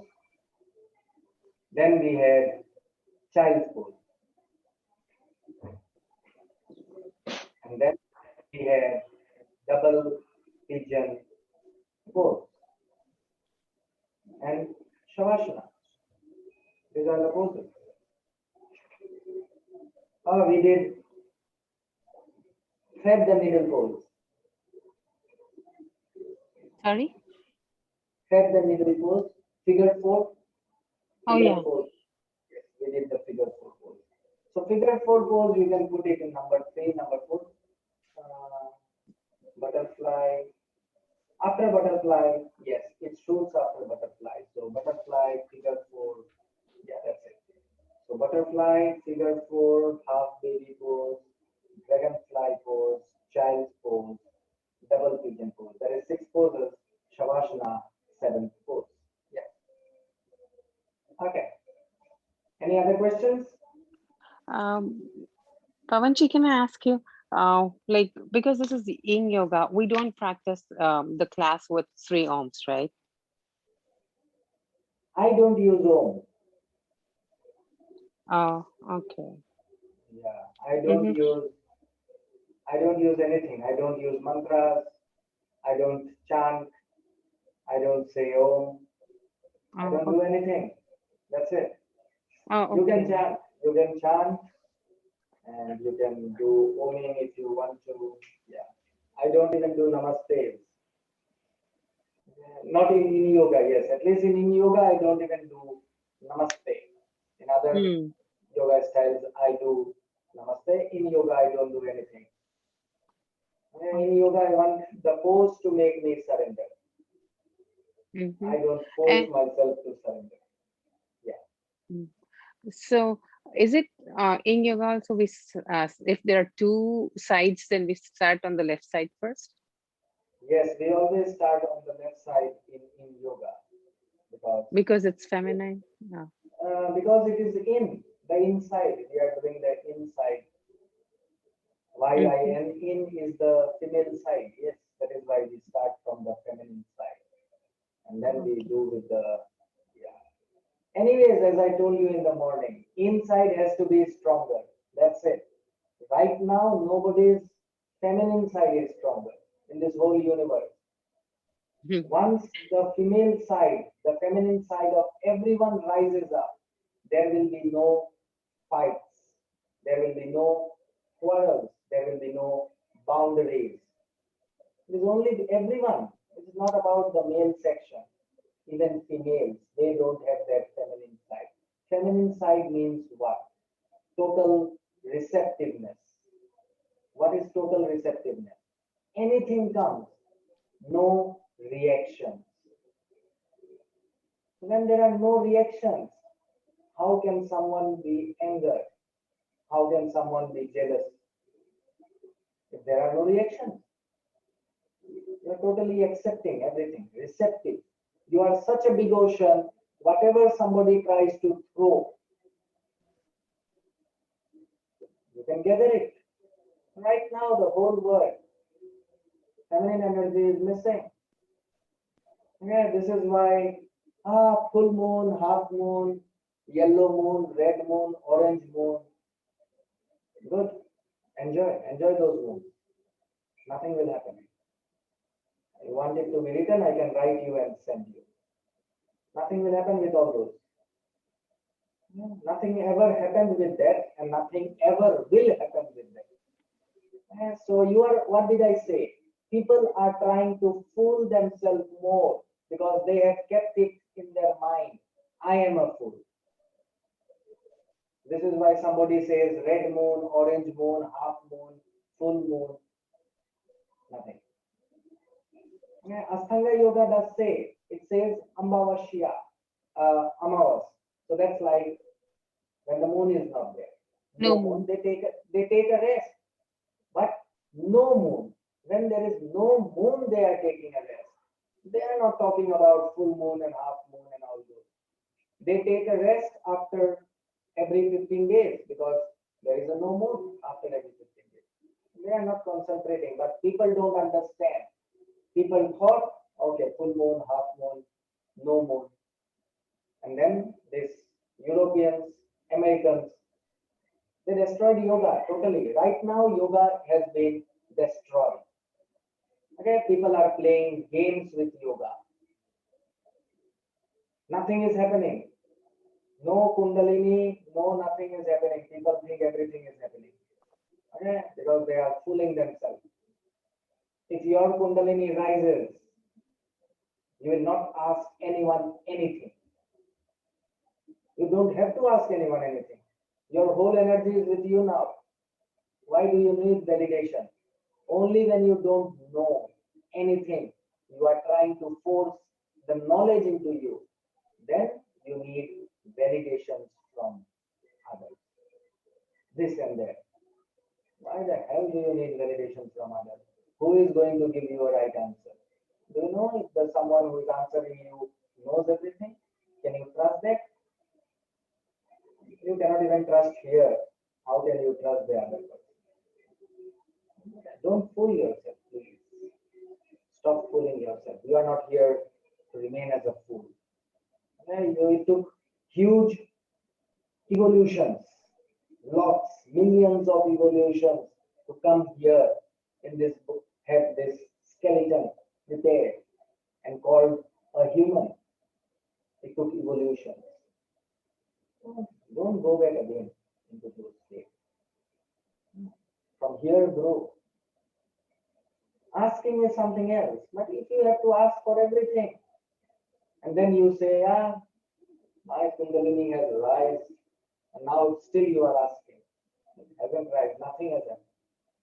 Nothing has happened at all. It is only hallucinations have happened. Because this energy, if it rises up, gone. Even if it has to ask, it will keep silent. It will ask in silence, receive answers in silence. So this silence does not mean here. This can be silence with anyone. They will come into contact with silence, then they become silent. Then they will meet someone who will answer them. That person will also answer in silence. This person will receive in silence. Silent people. When this world once again brings more and more silent people, then everyone will know feminine energy is rising. Right now there are leaders, so many ladies. We are fighting for the women's right. Your fighting is destroying women. Because they are only talking. The feminine energy will never rise if you talk. Feminine energy will only rise if you shut. Because only when you shut, this opens. Otherwise, all energy is going out here. How can this even open up? So this is why we use. This is not like. But we can still ask questions. We can still ask questions with people who already have experience. No, you cannot ask questions. What will they give you? They will only give They you at least know by their experience. Yeah. You can never know by somebody else's experience. You can only know by your experience if you want reality. Reality can only be experienced. It cannot be gathered. You cannot ask anybody, what path do I choose? Everybody takes their own path. There are 700 trillion people. There are 700 trillion paths also. Everybody will take. Why? Everybody came out with their own samsaras, vashnas, karmas to deal with. What we ask is, okay, so I'm sitting, my thoughts keep on coming. How can I stop them? Some method. Yes, that is a question. Why are that sometimes I feel so nice, sometimes I feel nice? That is a question. Those are questions and they have to be answered by someone. This got answered from someone, this can now answer someone. It's only exchanging of energy. And that someone also got answered from someone. It is an exchange. The same thing, the energy changing places. When energy is changing places, it is not even a question. If you ask me that and I send you that and you totally have it, that's great. If we ask question, when we think that we are asking a question, we already know our answer. Because we read somewhere, we heard from somewhere, then we are only asking for validation, not question. Try and see yourself. You already know something. Still you are asking about it. That is not a question. People only when they don't know, they ask. So if you have no idea of anything, then you ask, you will become feminine because now you will become receptive. The moment you know already, gathered, you are already masculine energy. Masculine energy does not have capacity to reproduce. It only knows how to waste. Only woman can reproduce. You have to see many things. This is how things are. This is not taught in yoga. This is why I said it has been gone into very, very bad hands. Nothing can happen right now. It will take many, many people to die.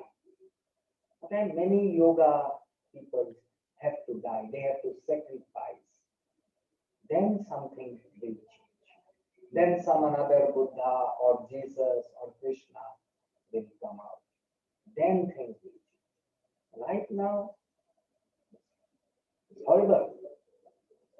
Just today I was on Instagram. Just went by. It's my habit to go against 20 different posts from the person I never have seen. Just to read. It's like random reading. People have lost. People have lost about vulnerability. They don't even know the term vulnerability. They only know the dictionary meaning of vulnerability. They only know the dictionary meaning of authenticity. People only know meanings gathered from somewhere. Troubles will happen. People don't know yamas and niyamas, Girija-ji. Okay? 7% of the world are doing yoga. Out of those 7%, 97% people in those 7%, they don't know yamas and niyamas, and they are talking lectures of yoga. And people don't even know yamas and niyamas. How can they even know anything? What is the most important one? Asteya at least. Don't steal somebody's energy. You are lacking something? Lack. Why are you wasting somebody else's energy? Why do you want to steal somebody's energy? People don't even know this. And people are talking about yoga. It's hard. It gets harder and harder. It becomes a habit. So, In when you fact, ask- even if I'm not even saying if- when you ask anything, but ask when you don't know. You don't have any idea about it. Then when you ask, it is a question.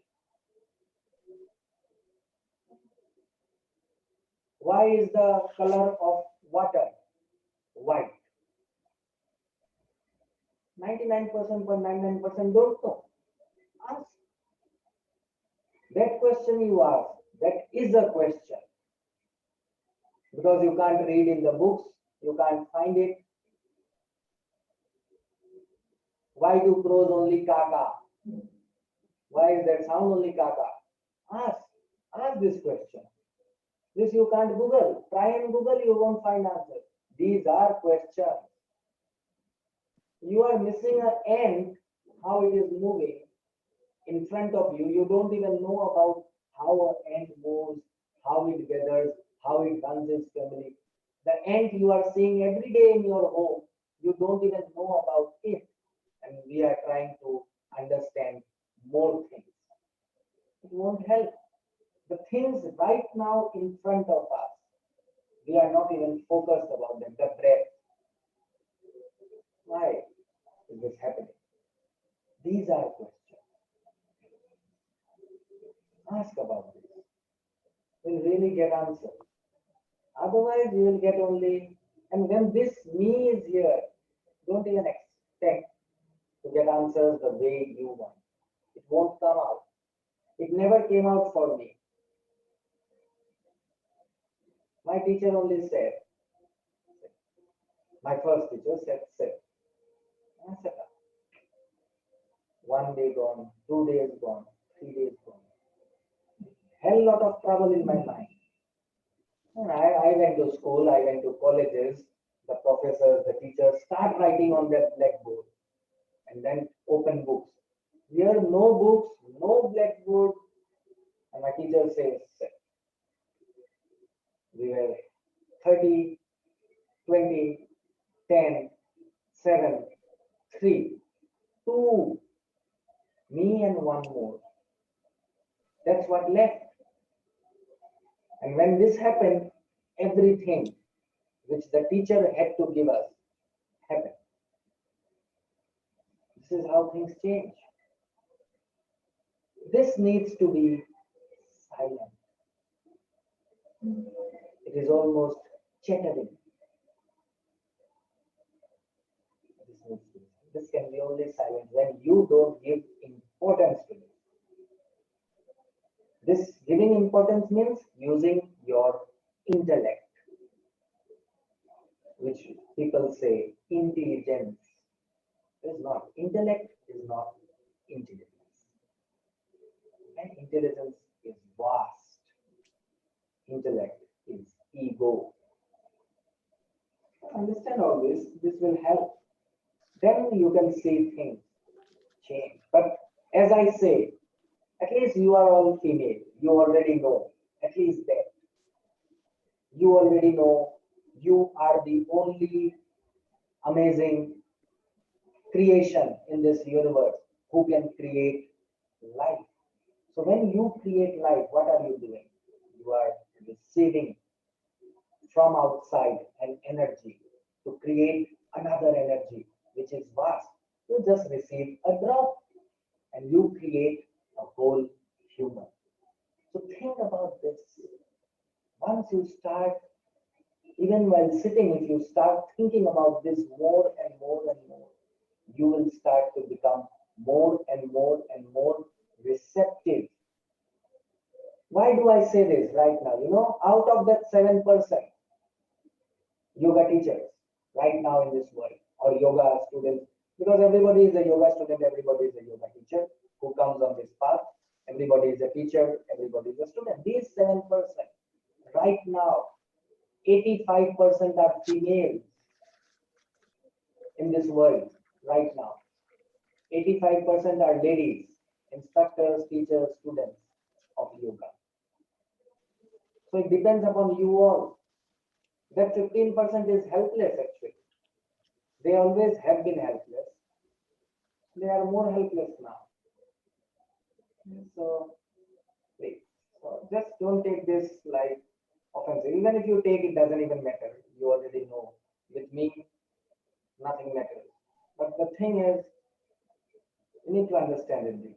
Okay? This is same, and you already come. At least some of you people come from a very vast force, a Kundalini force. So, if it did not happen there, this is your opportunity, total opportunity to get the juice which you missed out there. So, totally be there. I know you are all serious. You want to know, I know, but know when you don't know.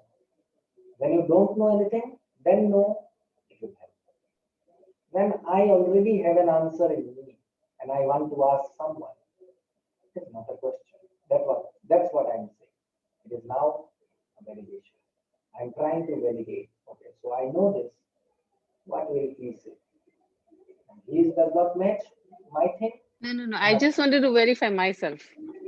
No, that's I'm not even saying to you. That's the whole thing. This is ego. Taking personally is ego. This has been recorded. My, not yours. Whatever this says gets recorded. There are many people who aren't in the class. You know, if you already have sense, very first day when I ask name, I can say who will be always in the class, who will be living in between. The very first day, by just listening to the name. If you want me, I will send you if this stays a secret between us, I will send you a message. Who are the students? What are they thinking? You know, you just let me know. I can send you about each student here in this in yoga TDC right now. You ask me about Kundalini, I will say about them also. You ask me about the meditations, I already did one class there. Not even half of the students came, but I can know who are the obedient ones, who really want to know. And there are students who already know. That's what I'm saying. I'm not saying to you, your name won't even come there. So I'm trying to say it for all. So that's it. So Don't take it personally. That's what I said. Don't take it personally any day. The moment you think, me is being taught, that is ego. If somebody is telling you something, it's he or she is only telling to Girija, to a name, to a body, which is right now a female body. That's it, not to you. Who can say to you? Nobody can say to you. They can say to a part, some parts. Those are all makeups, I already said, right? You have to put them aside at night at least. So, yeah, okay, anyways, but that's it. It's hard, you know. Sometimes my sleeps are lost because of only this. I mean, this simple purpose in my life to have many flowers grow, and it feels so very hard. You know, it frustrates. There's no anger, it frustrates. Where did I go wrong? You know, when these kind of things, Girijaji, happen, this has nothing to do with anything, right? It has nothing to do with, I mean, these people, all flowers, we have nothing with each other. We just met here. And then you think about all them. Then you see what happens. Now you are not even attached anyways. What will happen if you don't grow? What will happen to this? Nothing. This is what 90% teachers sitting here, not 90, 97% teachers sitting in front of the screen think. That is wrong. It's not the student to be blamed. It is who has taken the responsibility. They don't even feel sleepless night when they can't change a flower at least in a TTC course, and they consider themselves as big teachers. This is hard. It's not about the student. It's always about the teacher. This is hard. That's what I mean to say. It frustrates. Sometimes sleepless. I think there's nothing for me to be sleepless. But what to do? I try to sit in silence. My silence has only one question. Why are you failing? I don't know. I really don't know. I called my teachers. My teachers can't answer because my teachers are no more. They are gone. They have left the world. And I'm like, in India we call anath. I'm like dead right now. It's so very hard. Not a single teacher. I had 7 and 1 guru. 8 of them are gone. They left me. They just gave me like a lollipop in my hand to chew, and they just went. It's very hard. In between trying to do and then going through people who think they already know much, and then they are like pushing. What to do? I can't, you see, sometimes I can't block people. Sometimes I can't tell them that I can't do those. It doesn't come out of me. If it has to come out of me, then I will lose myself. So it does not come. What do? I can't do anything. And then I keep reading more and more to create more silence. But that silence has its own same question. Why did you choose this purpose? Now this is a big question. This is a very big question. Why did I choose? Then I think I did not even choose it. Who am I to choose? It just came up. It came up, it sank in me. It is so very deeply sunk in me now. I can't run away. The only way I have to run is do this. That I already tried. It doesn't help. So only brave people can go to suicide. Only brave people. That means it is already proved I am not brave. It takes a lot of bravery, a lot of courage. But I don't want to be that brave, that courage. I think it is the other way around. No, no, it Yeah. is not other way around. It is not other way around actually. It is Because people who don't have courage to live and face They- the reality, no, then they want to suicide. they don't, it is not about they don't have the courage to live or face the reality. It is that they see it total senseless. And then because they never opened up, because they never moved into that feminine energy to receive, they cannot ask anyone. Whoever they will ask, they are already in a question mark. So if a question mark asks a question mark, how can an answer come? This is why they are frustrated. So that was the time when yoga should have happened for them. But unfortunately, karmas, samskaras, vasanas, yoga did not come. But because that was the perfect time for yoga to enter that life. Totally frustrated. Patanjali already says this. Once you are totally frustrated, you have no more wish to live a life. You don't know what to do, where to go, how to live.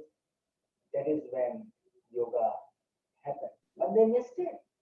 And I have seen, in India recently, in 1 year's time, 1.5 years of this pandemic, many people, those who looked very nice on Instagram and Facebook, people were admirers of them, as if people wanted to become them.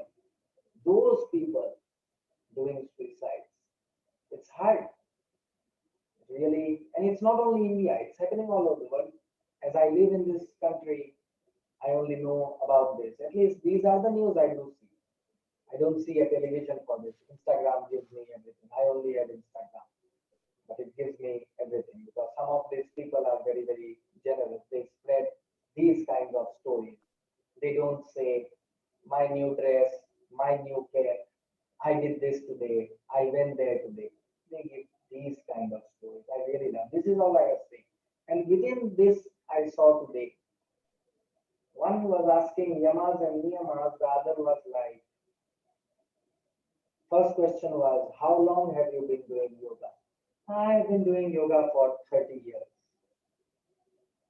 And somebody asked that person, what is your idea on yamas and niyamas? And that lady was on samadhis, dharanas, dhyanas, everywhere, but not where.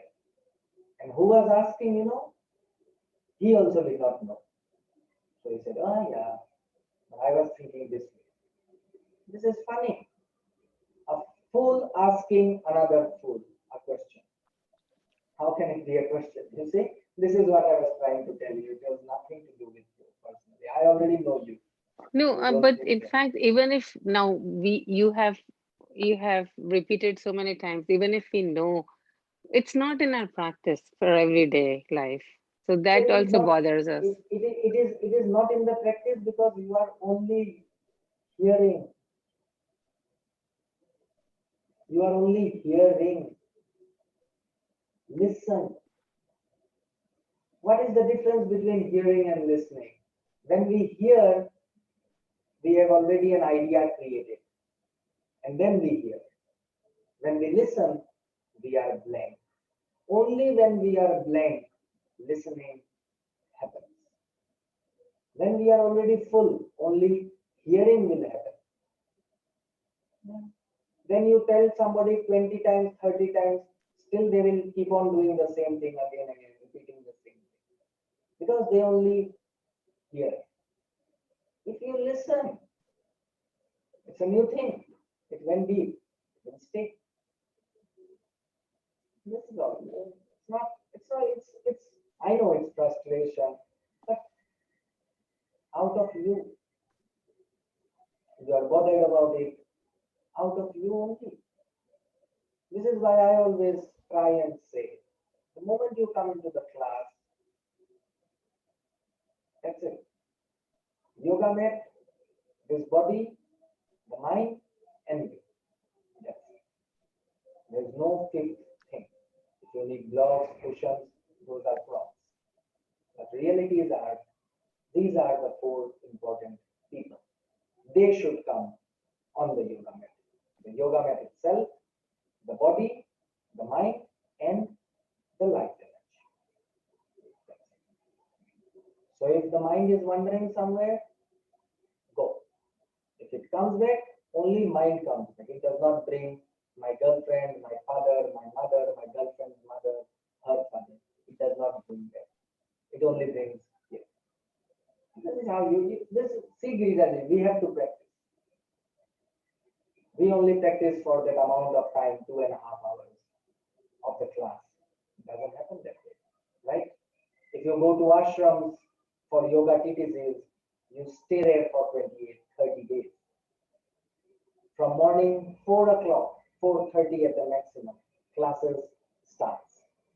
It continues till the evening 6:30, 7. In between there are breaks, but for 13 hours, not 13 hours, 15 hours. In 15 hours, 3 or 4 hours are rest, but 10 to 11 hours you are studying every day.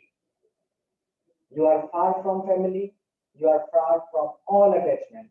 My room, my bed, my almirah, my those shoes, my those wardrobe, you are away from everywhere. So when you are away, then things do happen. Then you learn the art of attachment and detachment. So this is one thing online will always lack. Okay? Online education, this is one thing which will lack. This will always lack. Other thing which will lack is you don't have to show. You are there, you don't even have to on your videos, photos, you can't see. How can the one sitting here know if you are doing the poses rightly? If it is a theory class, doesn't even matter. I don't have to see anyone. At least when asana class, I have to see. No, you can't, I cannot make anyone get injured. That's my responsibility. I have to take that responsibility. Under my guidance, nobody should feel injured or get injured. Anyways, that's okay, but yeah, those are lots of things. Anyways, thank you. Thank you so much for your Thank you so energy. much.